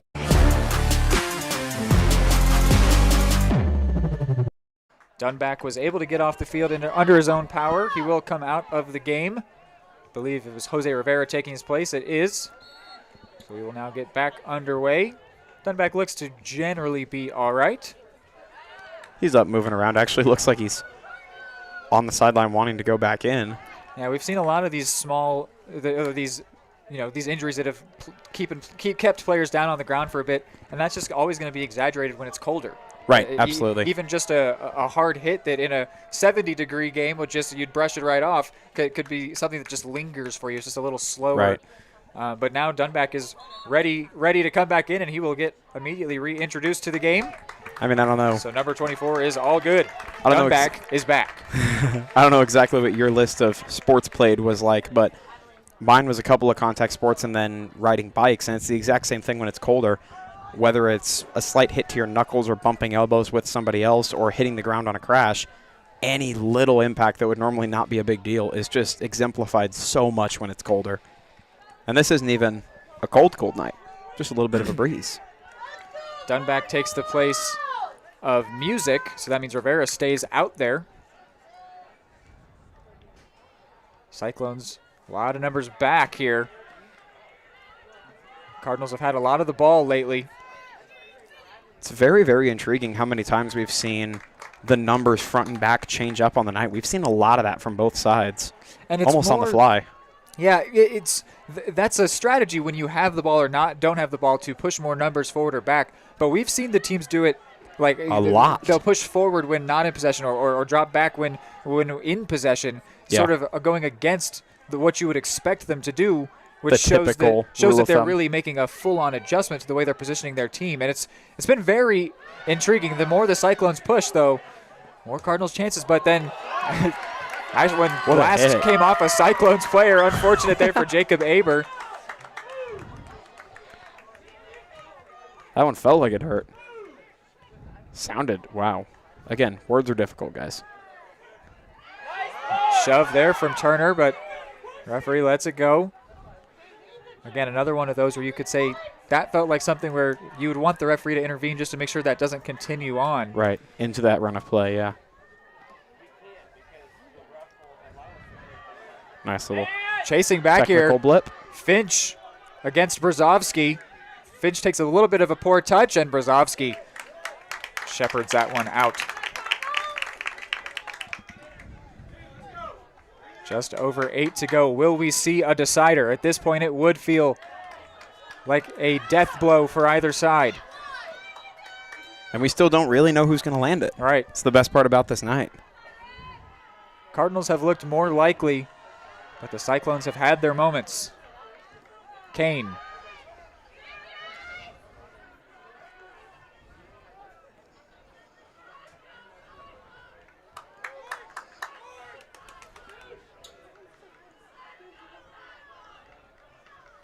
Four players in the attack for the Cyclones. Rivera plays it up to Vergiati. Vergiati cuts in. It's he and Hayes. He finds Hayes. Hayes wants to shoot and pulls that one wide. That was a long effort to take on there. It was a long opportunity. Maybe just feeling a little bit desperate. Hayes wanting to get himself involved. I don't think we've seen him shoot for quite a while in this game. Which, seeing Hayes in particular, almost seemed to take a shot out of nerves or out of feeling a little bit paced is interesting coming from him specifically. Well, yeah, it might have just felt like it's been a while since the Cardinals have even tested Wilson. May as well take advantage of it, right? Right. Maybe he's getting a little cold back there himself. I got to get moving. But I am interested to see how much we see the demeanor of these two teams change as we get later and later into this thing. If we went to overtime, the looming threat of a golden goal over these two teams' heads, I have no idea what we would see. I'd have to imagine the Cyclones would want to retreat. Absolutely. But that wasn't going how they liked it, or how they were hoping when this game first started. It was resulting in the Cardinals just having all of the ball. Yep. So you just never know. We know that goals change games, but the rules for how those goals will affect the game also could will change the game. Games. Yeah. Aren't sports so much fun? Oh, yeah. Sent in here. Steinlage gets there. He might look to send this one long. He's got his eyes downfield. He will. Tough one to control there.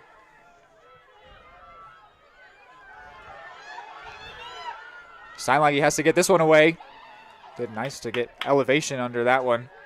But when you get elevation, the wind has a better shot at it as well. Ooh, Dunback shouldered straight into Aber.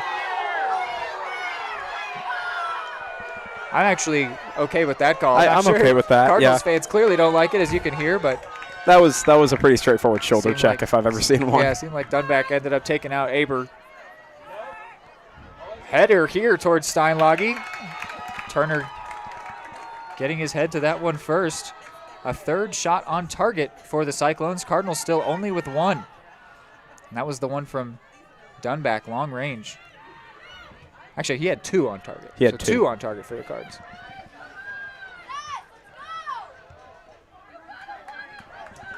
It's also the fourth save from Steinlage. Been called into action more than a lot of the other games. Yeah, he hasn't had a quiet night, that's for sure. Vergiati for Erpelding. Can he keep it in? He can. Oh, just couldn't. Haven't seen a change in a while for either side. I bet the benches might be getting a little cold. Oh, it's getting close, man. Under 5 to go.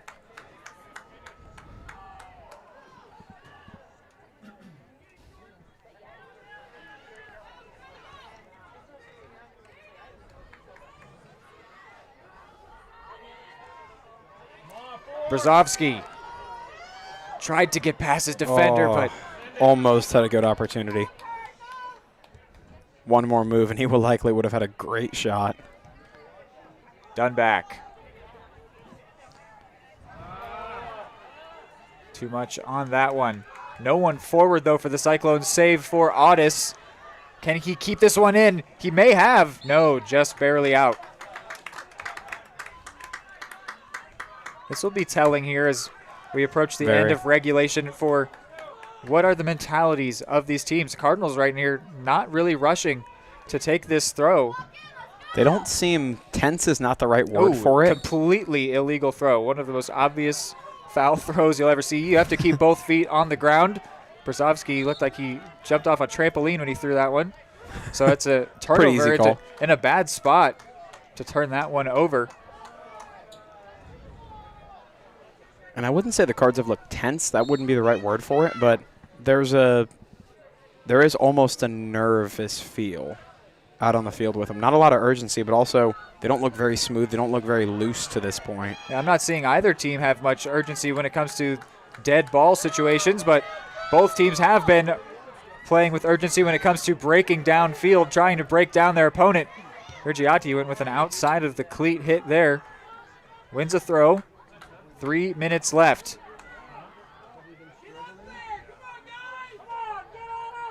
Another Cardinals throw as the Cardinals flock downfield. Numbers in the box. Hayes positioning himself close. Shot! And that one, I'm not sure if it was saved or off the post.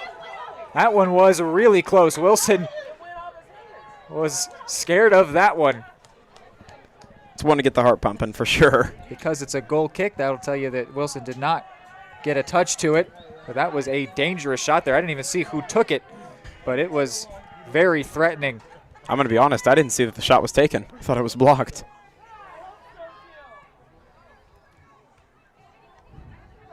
Hayes letting Numbers get downfield, trying to pick someone out. Lays off to Reidinger. Shoot! And saved. Shots coming here quickly for the Cards. You can see that sense of urgency. Yep, right after we mention it. A lack thereof. We're seeing plenty of it now. This one's straight up. Rivera fighting for that one in the air against Aber. Can't imagine it feels nice to head that ball. It's gonna Not even a little. Ball's going to be extra hard in the cold and also just is cold. Hayes, could he get to this one against Hepner? No, he slips to the ground. No foul, no foul. No foul. That was a groan of missed opportunity. That one nearly sat up for Vergiati to shoot. Cardinals with all the momentum and the chances right now. Slide and a beauty there by Erpelding. It was gorgeous. That one was like a animation. Right. Looked like FIFA. But now Wilson wanting to try to send this one in for his attackers to get to. Header there by Audis. I'm honestly surprised that wasn't called a fouls. And now a Cardinals throw, 45 seconds left. Will they try to produce one last chance? It takes about 10 seconds to get all the way downfield, so chance for maybe up to 3 more opportunities here. Hayes does want to try and get downfield. Still Hayes cutting in and out, and eventually called for a foul.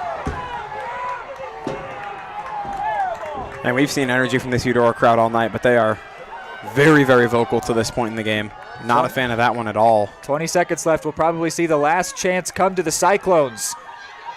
Audis can't get there. Steinlage gathers it. There's 10 seconds left if he sends this one downfield like he's been doing today. May have a shot. 3, 2, and 1. We are going to go to overtime. We are tied up at zeros, but it has been a really, really good game. Next goal wins when we are back.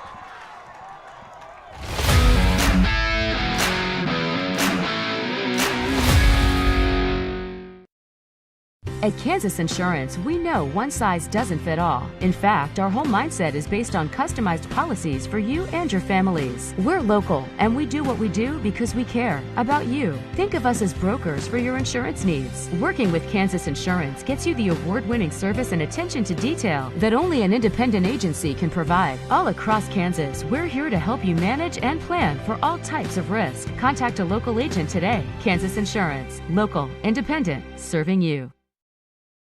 Just like the Cardinals are striving for success, Kaw Valley State Bank's mission is your success. At Kaw Valley State Bank, they provide the best, most efficient, courteous, and professional banking services possible. And at Kaw Valley, they recognize that the customer and their satisfaction is the most important ingredient to growing their community. With all the services you've come to expect from the hometown partner you deserve, Kaw Valley State Bank, online at kvsb.com, a proud supporter of Eudora Schools. Hey, I'm Mike Rowe, here today to encourage you to connect with 811 before you dig. And I'm Mike Rowe, and I'm here because I love to dig in the dirt. It's true. He's also here because he's very small and not that bright. Here, for instance, we can see Micro doing what he loves to do. And here we can see the consequences of not doing what he should have done. Dude, why didn't you call 811? I forgot the number. See? Not that bright. High-quality foods, friendly service, great prices, and a connection to the community that is unsurpassed. That's Gene's Heartland Foods in Eudora. Family-owned, Gene's Heartland Foods offers a convenient one-stop shop, delivering the everyday essentials you need to specialty items from around the world. Gene's friendly staff is here to help you find exactly what you're looking for. You have options when it comes to feeding your family. Choose to support local. Choose Gene's Heartland Foods, 1402 Church Street in Eudora, or online at heartlandfoodstores.com.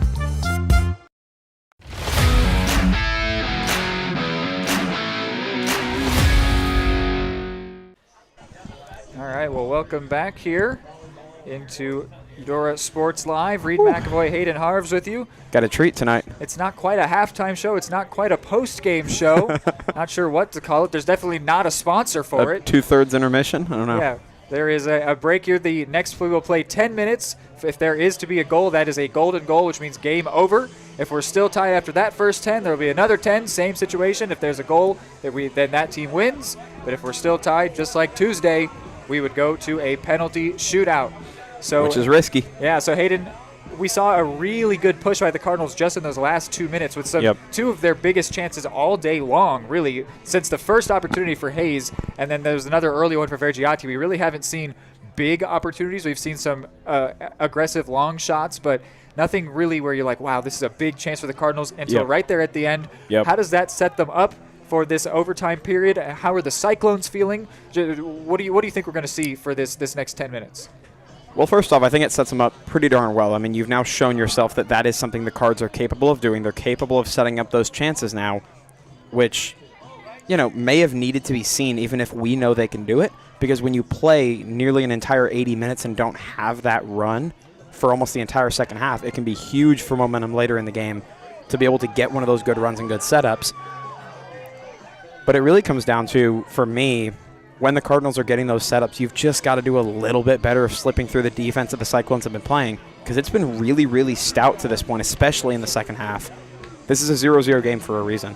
Well, what I was seeing there in that last 2 minutes was some more Braden Hayes. Hayes seemed to be waking up a bit into this game, which he's always had a good involvement, but we haven't seen that game-changer ability that we know that he has with 21 goal contributions, 11 goals scored, 10 assists. Well, and you're right. When he's involved, good things tend to happen. Right. The man makes goals happen, and he was really getting involved in those last few minutes. Golden Hayes? Right. They may have even sort of upset the beast, poked the bear a little bit, as it was. This game has gotten chippy, and the referees have not been doing a whole lot to help, to be real. But the players have been getting a little bit aggressive out there. So we could definitely see number 10, who enters your screen now. Seven Nation Army welcoming us out for overtime. An impact here in a third period of soccer. That's not normally something that we're talking about. Two overtime games in a row for the Cards. I've now gotten in on 50% of my soccer calls this year. Right. Add some fatigue to the legs of the Cardinals. Meanwhile, the Cyclones are coming off of a mercy rule game, so they had a game that went shorter than the normal length. Cardinals just went the distance only 2 days ago. Cyclones starting with the ball. They're going left to right, so they will have the wind favoring their goal kicks for this first period of potential golden goal soccer. Vergiati got a foot to that one. Sort of an odd start, a clunky start. That's a good, it's a good word for it. Overtime Clunky. 1 period. I guess I should add that. Overtime 1. Got to make our notes accurate. Our broadcast accurate. Throw in for the Cards. Rivera. This will be a throw in a decent spot.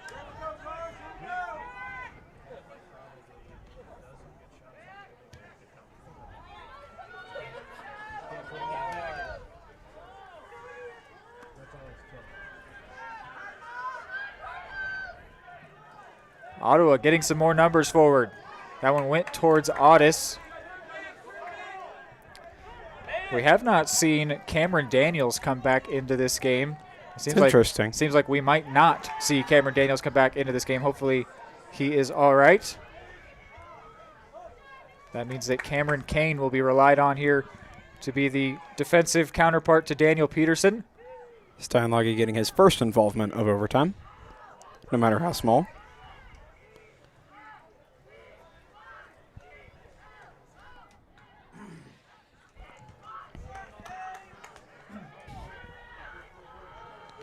Battling for that one in the air. Rivera in midfield, has Vergiati in front. Wanted to go to him, but pulled that one too far to the left. Kane didn't get this one to go the direction he wants, and Otis is going to catch up to it. Still Otis. Sends it into the middle towards Finch. At the top of the box, and then before Scram could shoot, a handball is called. Cardinals fans appealing for it, and they get what they wanted. Might be the first time in the last half an hour or so I've heard the Cards fans excited about a call. Bench now up on their feet, partially because of overtime, partially due to the bench quite literally getting cold at this point, I'm sure. I just spoke about him, and he is now ready to come in, Cameron Daniels. I hadn't seen him on warming up on the sideline, but that was just because I apparently had missed him. He is ready to return. Be hard not to in a playoff game, right? Good play by Kane. The crowd was a little bit scared of it, but headed it back to his goalie. We said Kane would need to make an impact. He's been solid to this point. This one towards Hayes. Hepner gets it away, though, but it will be, well, will it go out? It will for a Cardinals throw. Numbers getting downfield. Rivera. Another throw. Before this throw in comes, in will return Cameron Daniels to some applause here from the Cardinals fans.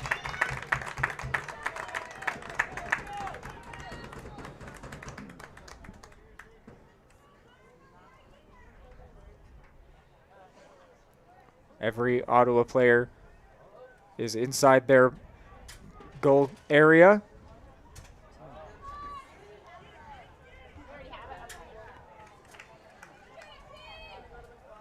Counter chance here now. Finch, though, quickly taken away by Erpelding. There were not many players back for the Cards had Finch been able to control that one. Erpelding has had some gone a little under the radar with some very important defensive moments. Absolutely. Just stepping in at the right time to cut out some crucial chances, and the Cyclones keep creating more and more of those opportunities. I was going to say opportune moments. Scram. Not sure what Otis was doing there. He may have thought that he was offside.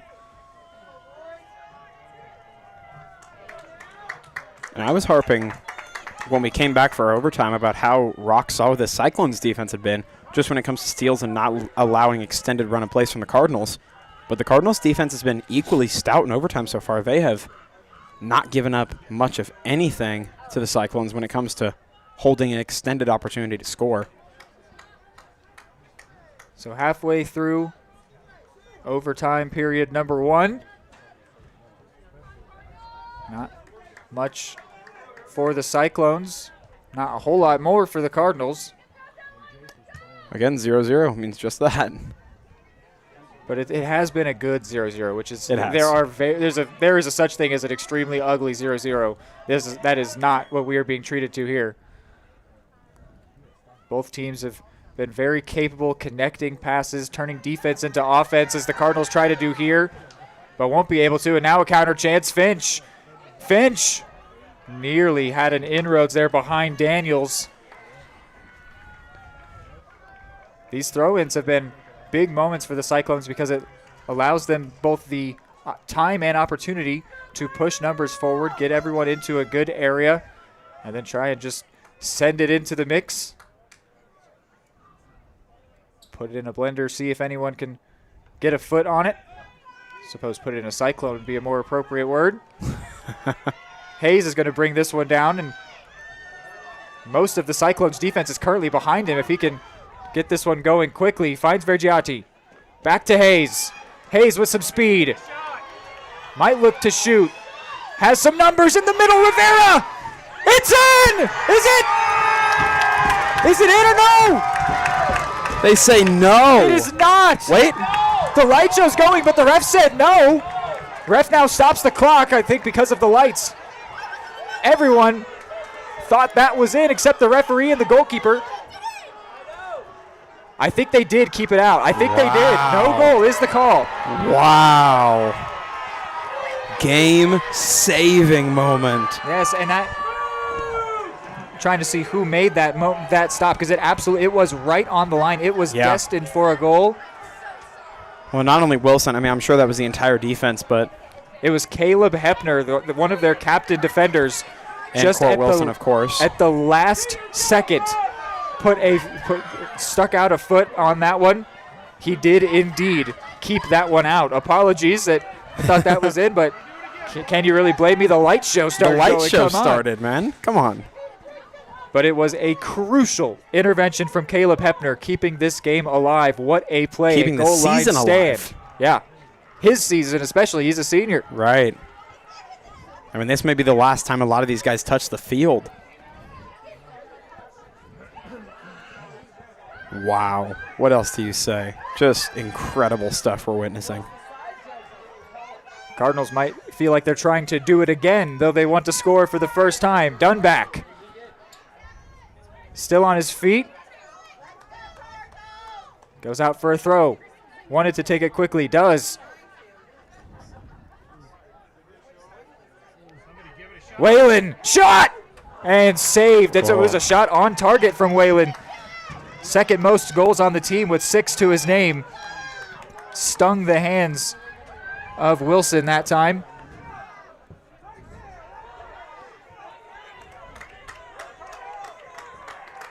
All of a sudden, feels like all of the momentum goes the way of the Cards. Hasn't felt like that since this game first began. Right. It's been fairly back and forth. Right now, it feels like we are all Cards momentum right now, especially maybe looking for some redemption after the goal that should have been perhaps in their minds. Herpelding with a nice switch to Dunback. Still over there. May have been a hand, though it is.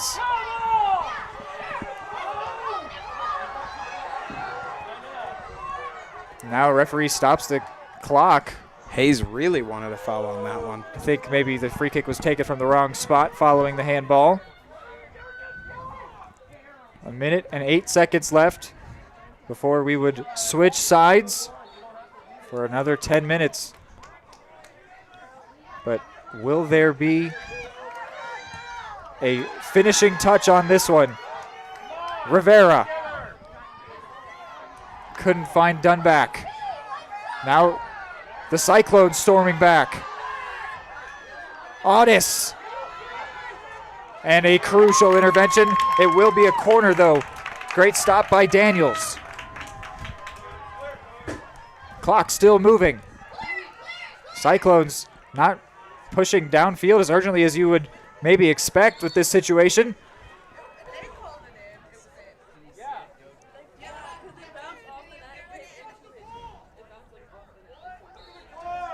Turner to take this corner. Sends it in. Near that back post. That was dangerous just on the cross itself. Ends up going straight out for a goal kick. How quickly will the Cardinals move now?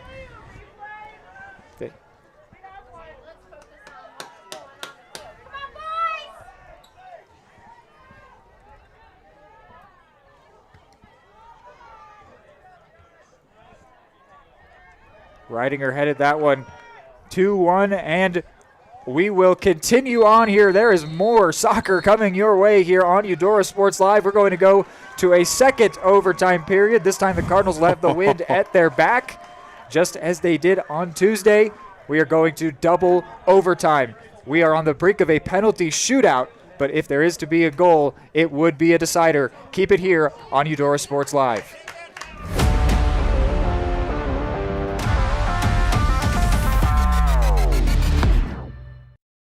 Just like the Cardinals are striving for success, Kaw Valley State Bank's mission is your success. At Kaw Valley State Bank, they provide the best, most efficient, courteous, and professional banking services possible. And at Kaw Valley, they recognize that the customer and their satisfaction is the most important ingredient to growing their community, with all the services you've come to expect from the hometown partner you deserve. Kaw Valley State Bank, online at kvsb.com, a proud supporter of Eudora Schools. High-quality foods, friendly service, great prices, and a connection to the community that is unsurpassed. That's Jean's Heartland Foods in Eudora. Family-owned, Jean's Heartland Foods offers a convenient one-stop shop, delivering the everyday essentials you need to specialty items from around the world. Jean's friendly staff is here to help you find exactly what you're looking for. You have options when it comes to feeding your family. Choose to support local. Choose Jean's Heartland Foods, 1402 Church Street in Eudora, or online at heartlandfoodstores.com. The MVPs of BBQ. That's Barbwire Barbecue in Eudora. Family-owned and operated, Barbwire Barbecue delivers great food and small-town hospitality at a valued price. High-quality hickory-smoked meats, house seasonings, and time-tested recipes put Barbwire Barbecue a cut above the rest. Kick off your weekend with their delicious brunch on Saturdays and Sundays and enjoy game day your way with Barbwire Game Day Packs. Visit them at 601 East 10th in Eudora or see their full lineup of flavors at barbwirebarbecue.com. Eudora Parks and Recreation is committed to creating community through parks, people, and programs. Their goal is to provide recreational opportunities for the community of Eudora that will enhance and promote a healthy lifestyle for all ages. The Eudora Parks and Recreation Department gives Eudora residents and others from surrounding communities the opportunity for family-oriented activities. Visit their website at eudoraparksandrec.org to view their youth and adult programs, leagues, memberships, facilities, activity guides, and more, and follow them on all social media at Eudora Parks and Rec. Are you looking for a trusted partner in pet care?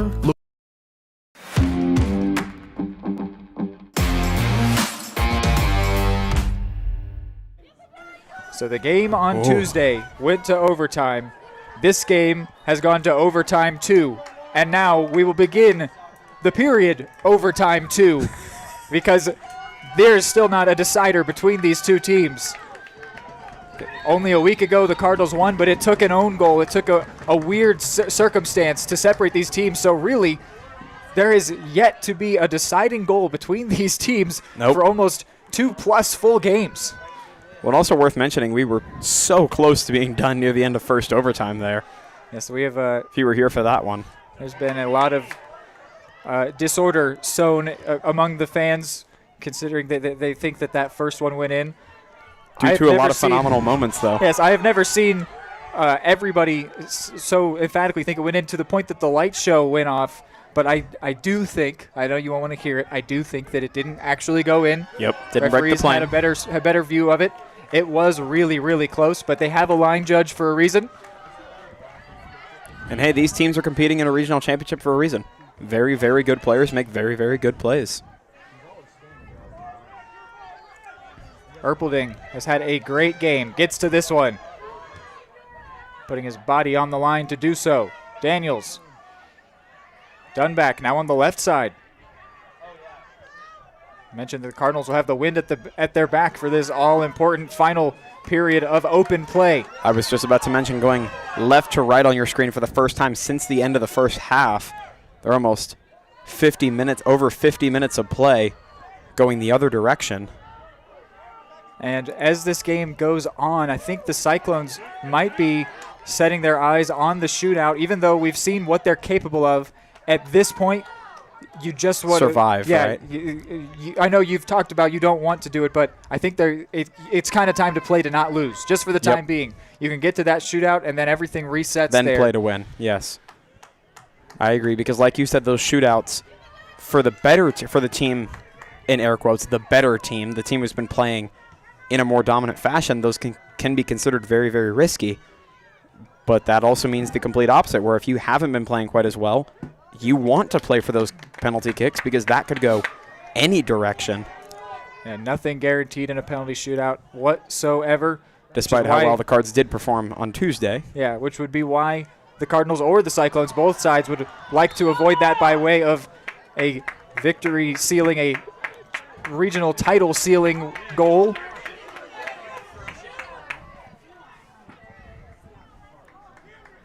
This is a free kick in a very good spot for the Cards here. It might be a little bit too central that it's somewhat awkward of a shooting angle for Hayes, but a good distance away, if nothing else. Two-man wall for the Cyclones. Hayes does shoot, and just high. Oh. For the Cardinals, that is their 16th shot. Compare that to the Cyclones' 6. However, the Cyclones with 3 shots on target to the Cardinals' 4.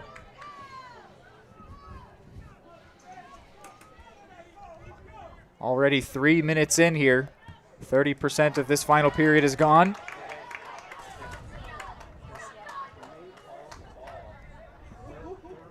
Crazy, it's not even 8 o'clock. Right. With that 6 o'clock kick.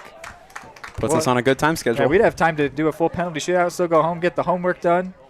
Maybe go to a Halloween party. Get a good night's sleep. I love how our brains went 2 completely different directions there. I got nothing going on in the morning. I got my classwork done.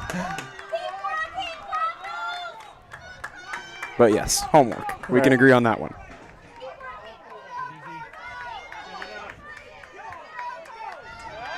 Poor touch from Reitinger. Oh no, this could be big. Peterson able to clear up that one. Really good job. Cleans up the danger. I bet Reitinger's heart was in his throat after that one. Whalen. Towards Audis. Audis is going to get there.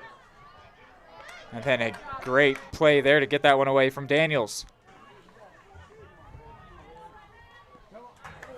We really haven't seen many substitutions in quite a while. Both coaches leaving their best 11 out there to try to seal this a victory in a regional final. It would mean so much to the Cardinals. It would mean so much to either side. But right. The Cardinals getting their first Frontier League title this year, would love to add to that. Would that be regardless of sport? They said it was for Eudora Soccer. For Eudora Soccer. First Frontier League I was thinking for this season. I don't think we've reached that point with any of our other sports quite yet. Steinlage will come up. He'll actually go past his defender, Peterson. Crowd waking up now. Every other player forward for the Cards. 5 minutes to go. Steinlage sends it in, left side. Held it away by Hepner.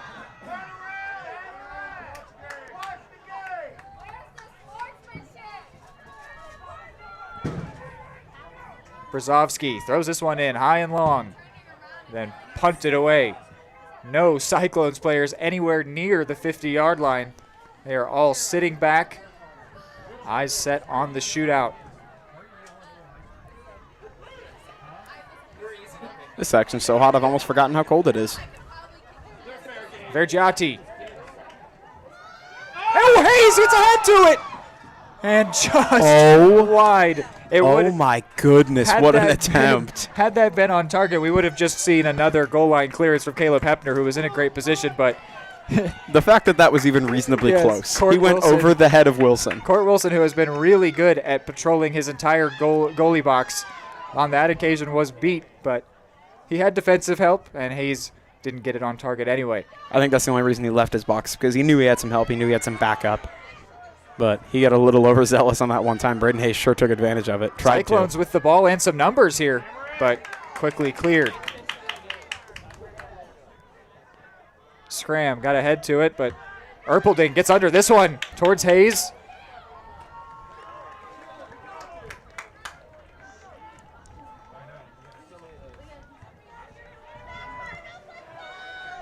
Turner couldn't keep it in.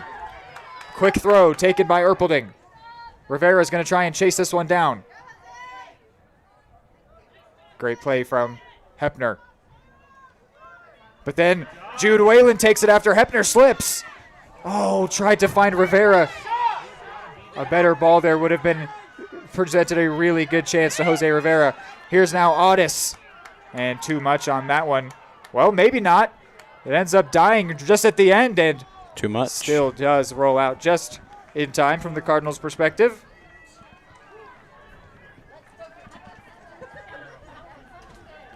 Trying not to drive the point home, but this has been incredible. Feels like this game deserves 2 overtimes? No, well, yeah, I think this game deserves a winning goal rather than a penalty shootout. Yes, absolutely. But the Cyclones, it's earned that. Yeah, the Cyclones doing everything to prevent that goal for the Cardinals.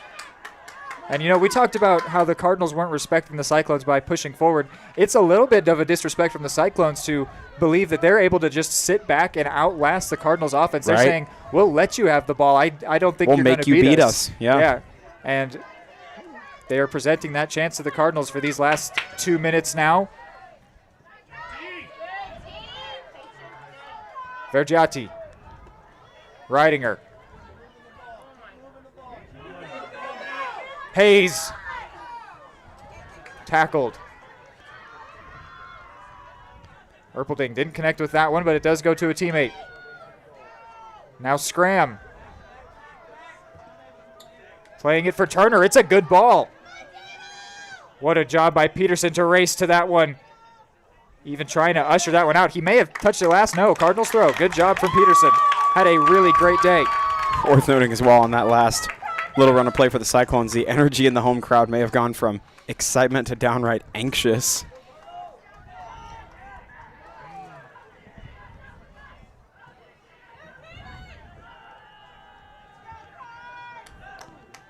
That one may have deflected. Yeah, it went off Dunback. This one will come to Vergiati. Header was won, though, by Jordan Jaworski.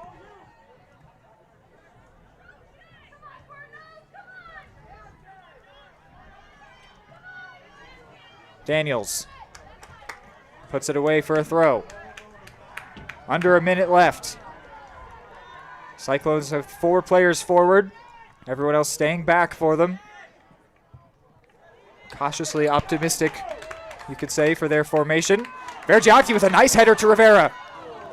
You said this game deserves a game-winning goal. We want to see that golden goal. Running out of time to do it.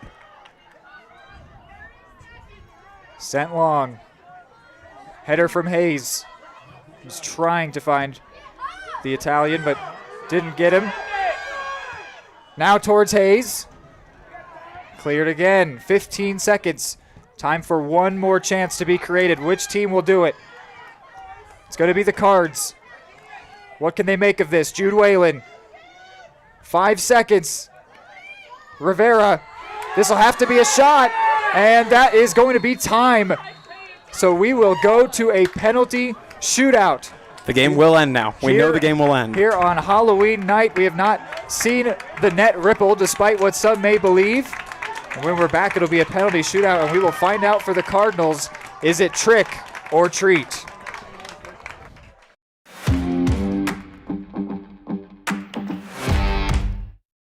Are you looking for a trusted partner in pet care? Look no further than Eudora Animal Hospital, proudly serving Eudora and the surrounding area since 1975. Eudora Animal Hospital offers a wide range of services, including wellness exams, surgeries, routine vaccinations, and emergency care.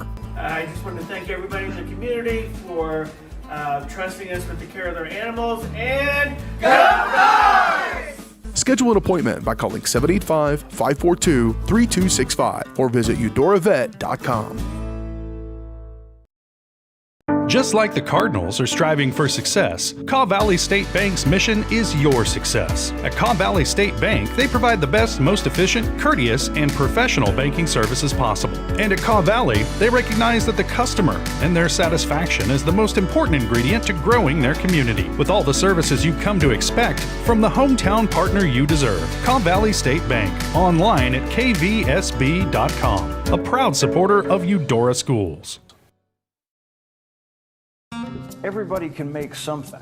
because I think everyone has a spark of creativity, and the reason that I have to keep making is because I don't think my life would be as fulfilling without it. If you make things yourself, that means you're not cowering in fear. You're out there taking chances. That, I think, is my way of saying I love you to the world. All right, now I want to hear why you make. Share your own Why I Make story today. Visit whyimake.org. At Kansas Insurance, we know one size doesn't fit all. In fact, our whole mindset is based on customized policies for you and your families. We're local, and we do what we do because we care about you. Think of us as brokers for your insurance needs. Working with Kansas Insurance gets you the award-winning service and attention to detail that only an independent agency can provide. All across Kansas, we're here to help you manage and plan for all types of risk. Contact a local agent today. Kansas Insurance. Local, independent, serving you.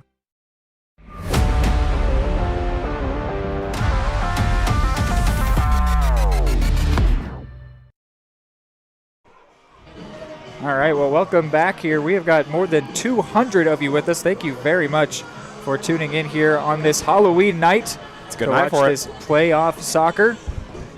You'll have to excuse, I'm going to try and get a graphic thing set up for the penalty shootout so that you can have a better idea of what's going on. You'll have to just kind of watch through as I do that. So Hayden, you want to talk through? You witnessed the penalty shootout last night. What was it that on Tuesday? Excuse me. What was it that was special for the Cardinals that made them get through that? What were the feelings coming into that penalty shootout that are different here today? Well, it was definitely a different feeling from yesterday coming into today. I would say the biggest main difference in the demeanor of the two teams. Last night going in, you could very much so tell in those two overtime periods that Eudora was kind of playing for that penalty shootout. They knew they could win if they got to that point.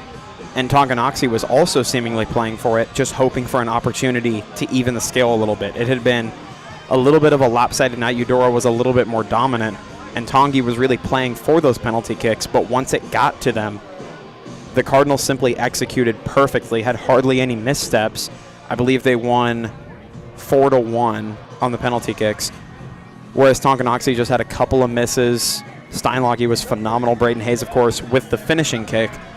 But going into tonight, it feels a little bit more even to me. It feels a little bit more uncertain, whereas we knew, of course, last night going in that the Cards, not only were they very confident, but the fans, the crowd, all of us up here in the box knew that they could execute seemingly without fail in that moment against an inferior opponent. But now things have felt so even tonight and so balanced tonight. I'm not sure I'm feeling that exact same level of confidence. I haven't seen what the Cyclones look like in those opportunities, in those moments. But it's certainly feeling a little more balanced. I don't think the Cyclones have been in any moment like this at all. We talked about how few goals they have scored this season, only 22, and that's with 8 coming in their game on Tuesday, and what clearly ended up being a lopsided matchup. The penalty shootout will be taking place on the right goal here this time, which I believe on Tuesday it was on the opposite side. Correct. So everybody in this fan section makes their way down to that right side of the field. Man, so with 22 goals, the Cyclones will have an opportunity tonight to get 20% of the goals they've had throughout the season. Is that accurate? Yes, striding up first here will be Alberto Vergiati. He did score in the penalty shootout on Tuesday. He will be first here for the Cards. Crowd falling to a hush here at Eudora District Stadium.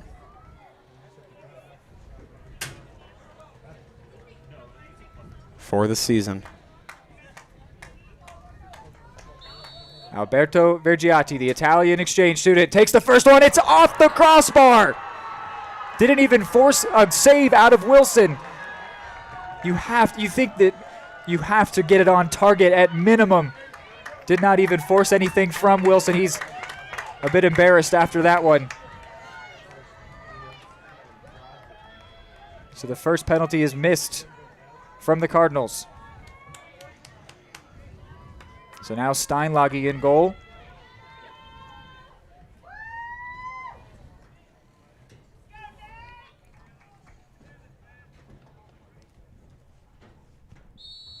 First up here, the penalty, and it's in. Steinlage got a hand to it, but the Cyclones lead the shootout. It was Hepner that made that goal line clearance earlier, giving his team the lead in the shootout.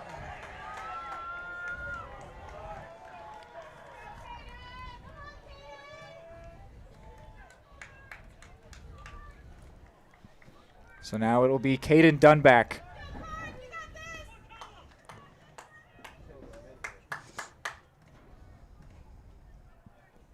Hands on shoulders out at midfield for Cyclones and Cardinals players alike. Dunback's kick is good. So it is level.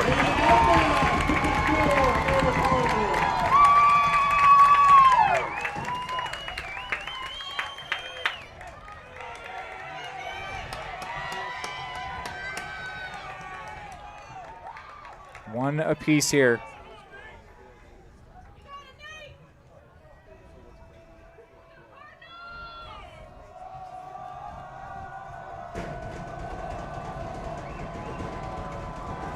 Steinlage had a big save last night, or on Tuesday. And this one goes down the middle. Josh Audis restores the lead.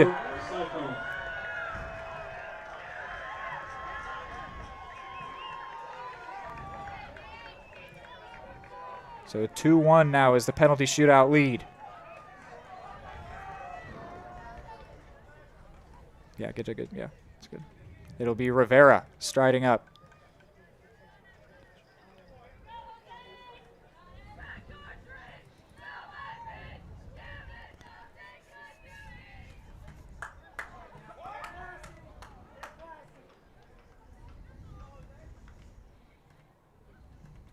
Jose Rivera scored in the previous shootout. Puts this one away. Really nicely done, going to the goalkeeper's right. Now starting to reach the point where the Cardinals just need to stop. Steinlage needs to come up big on one of these attempts. Even the scales just a bit.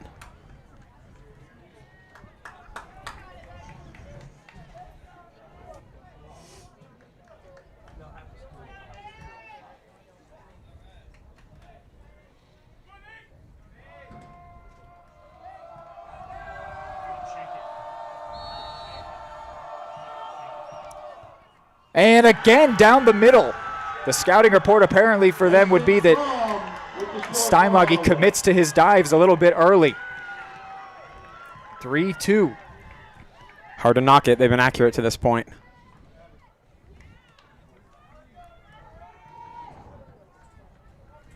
You can get a good shot of him walking out. Yep. Stepping up now, Braden Hayes. We talked about how he didn't maybe have his preferred involvement in this game, but he could now make a big mark here. Comes down to the moments. The fourth taker for the Cards. Braden Hayes puts it in. Really nicely finished there. Cardinals, after having the first one missed from Vergiati, have been perfect.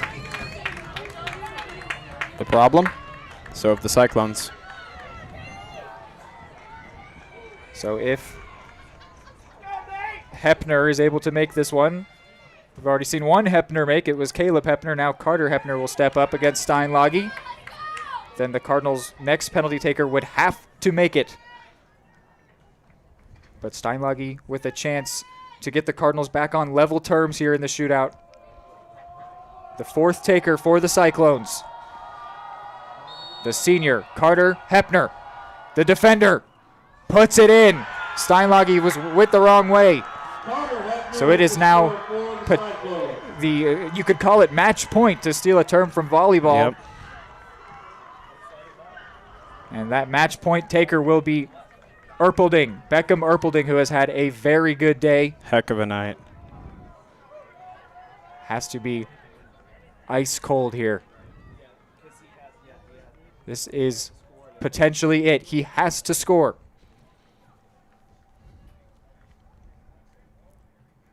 The stadium falls silent. Erpelding, he skies it! Another missed penalty. And the Cyclones will advance. You can show it, that's fine. The Cyclones celebrate a penalty shootout win. The Cardinals can't believe it. Distraught faces from the Eudora players. Still a phenomenal season. A tale of two emotions right now. Their season will end with a 13-5 record. They can still hold their heads high with the Frontier League title, but the Cyclones will get to continue on here, maybe in somewhat unlikely fashion. It was a great game. The Cardinals with multiple missed penalties, not just saved penalties. You can take some solace in saved penalties, but you feel like you've got to get them on target. That will be something that a lot of those players will think about for a long time coming, unfortunately, as the Cardinals will go down on penalties after a 0-0 final score in regulation and double overtime. 4-3 is the final score from the penalty shootout. When we're back, it'll be the postgame show here on Eudora Sports Live. What would happen if I had to pick up the phone, call 911 for one of my family members or one of my neighbors? What would I do if no one was on the other end to respond? What if there was no 911? So you can be a part of the solution. Anybody can be a firefighter. Male, female, younger, older. We have school teachers. We have leaders in business. It's me, you, anyone that wants to be. There is no typical firefighter. The MVPs of BBQ. That's Barbwire Barbecue in Eudora. Family owned and operated, Barbwire Barbecue delivers great food and small town hospitality at a valued price. High quality hickory smoked meats, house seasonings, and time tested recipes put Barbwire Barbecue a cut above the rest. Kick off your weekend with their delicious brunch on Saturdays and Sundays and enjoy game day your way with Barbwire Game Day Packs. Visit them at 601 East 10th in Eudora or see their full lineup of flavors at barbwirebarbecue.com. More time before you wake up in the wild. Our natural world needs us now. Step by step, side by side, together, we can find a way to ensure that all life on Earth can thrive. To learn more about how you can help protect and conserve nature, visit nature.org.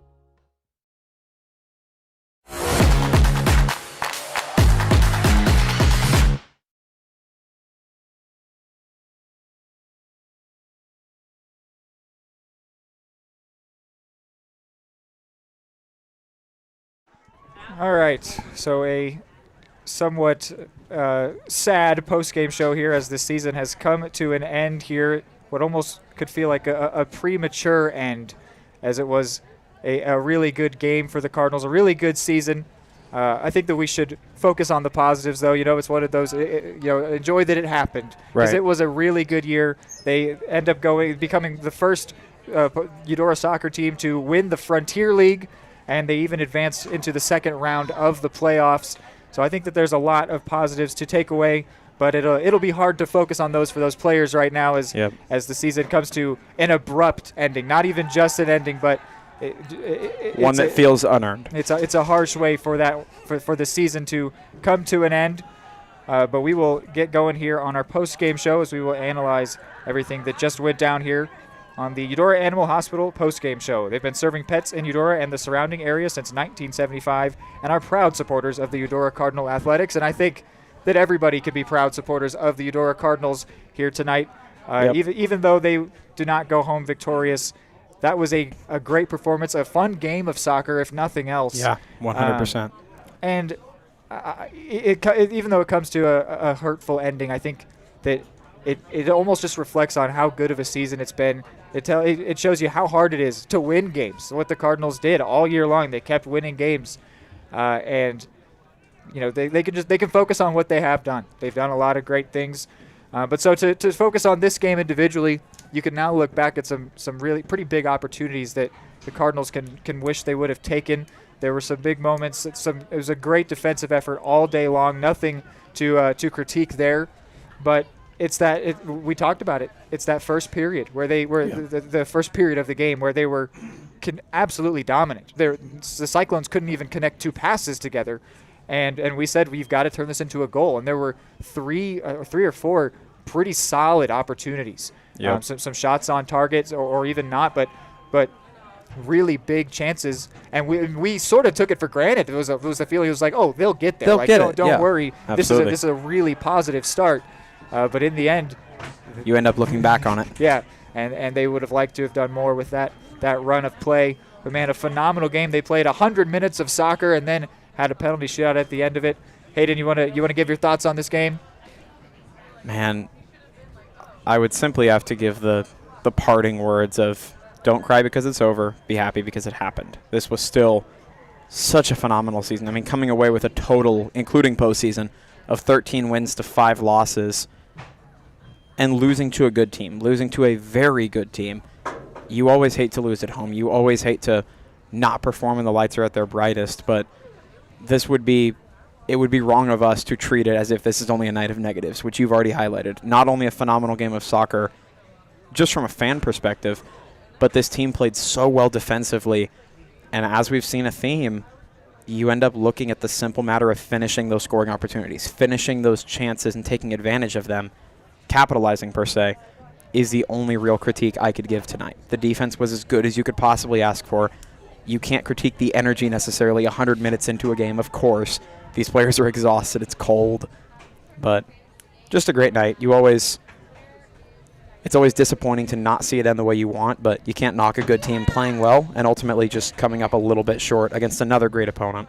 I think it'll really hurt for the two players that skied their penalties. That was Vergiati and Erpelding. Especially Erpelding had a really good game, and that'll just put a stain, perhaps. Yeah, come away with it. He might not be able to take away the positives from his night, but both of them, an interesting detail is they're both juniors, so they'll have another year. Next year. They have more games to go, and I think that maybe that could, maybe they'll want to get back to this exact position and do better next year when next year comes around. But what a good year for the Cardinals. It goes into the books as a great season, but it's a heartbreaking end, and it's always hard to see through heartbreak and look at the great things that happen. But it's one of those things where in hindsight, as the sad part of tonight becomes a distant memory, the Cardinals players and coaches and fans and everyone will realize what a fun year it was, what a great year it was.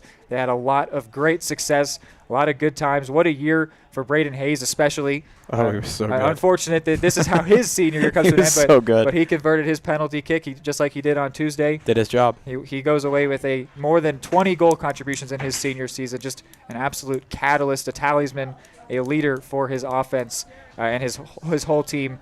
I guess we should wrap up with season stats for the Cardinals since we've got him here for you. So Hayes leading the goals with 11 and then having 10 assists as well, so he also led that category. Jude Whalen with 6 goals, is second on the team, had an assist to go along with it. Vergiati 5 goals on the year, 2 assists. Harding with 4 goals and an assist. Rivera with a couple assists. Let's go down alphabetically now. Ethan Music with a goal. Cameron Kane with a goal. Gabe Campbell with a couple assists. Steinlage with an assist to his name, as well as 7 clean sheets. Reidinger with a goal and an assist. Jason Diddy with a couple goals and an assist. Hawken Andrews an assist. Sawyer Harding 2 clean sheets. Beckham Erpelding a goal and an assist. Dunback a goal and an assist. Austin Moffett a goal and an assist. That both came in the game against Chanute. Henry Pratt with an assist. And that rounds it up for the Cardinals season. Include a penalty shootout win in there just on Tuesday, but also, unfortunately, a penalty shootout loss. But what a great season it has been. What a fun time it was to bring this game for you. We got to do a couple other games for you throughout the year. It's been a privilege. It's been an honor. It's been a lot of fun. And we always get to enjoy bringing any Cardinal sports to you, but particularly as a huge soccer fan, it's always fun to do Eudora soccer. And we do have there will be Cardinals football tomorrow. They will be taking on Lansing. Thank you. They're taking on Lansing. Couple 4-4 teams meet. So that will be happening tomorrow. Thank you so much, everybody, for tuning in. We had amazing viewership tonight here for the regional final. Apologies, always, it didn't end the way we wanted. As always, good night. Go Cardinals, and not as always, happy Halloween.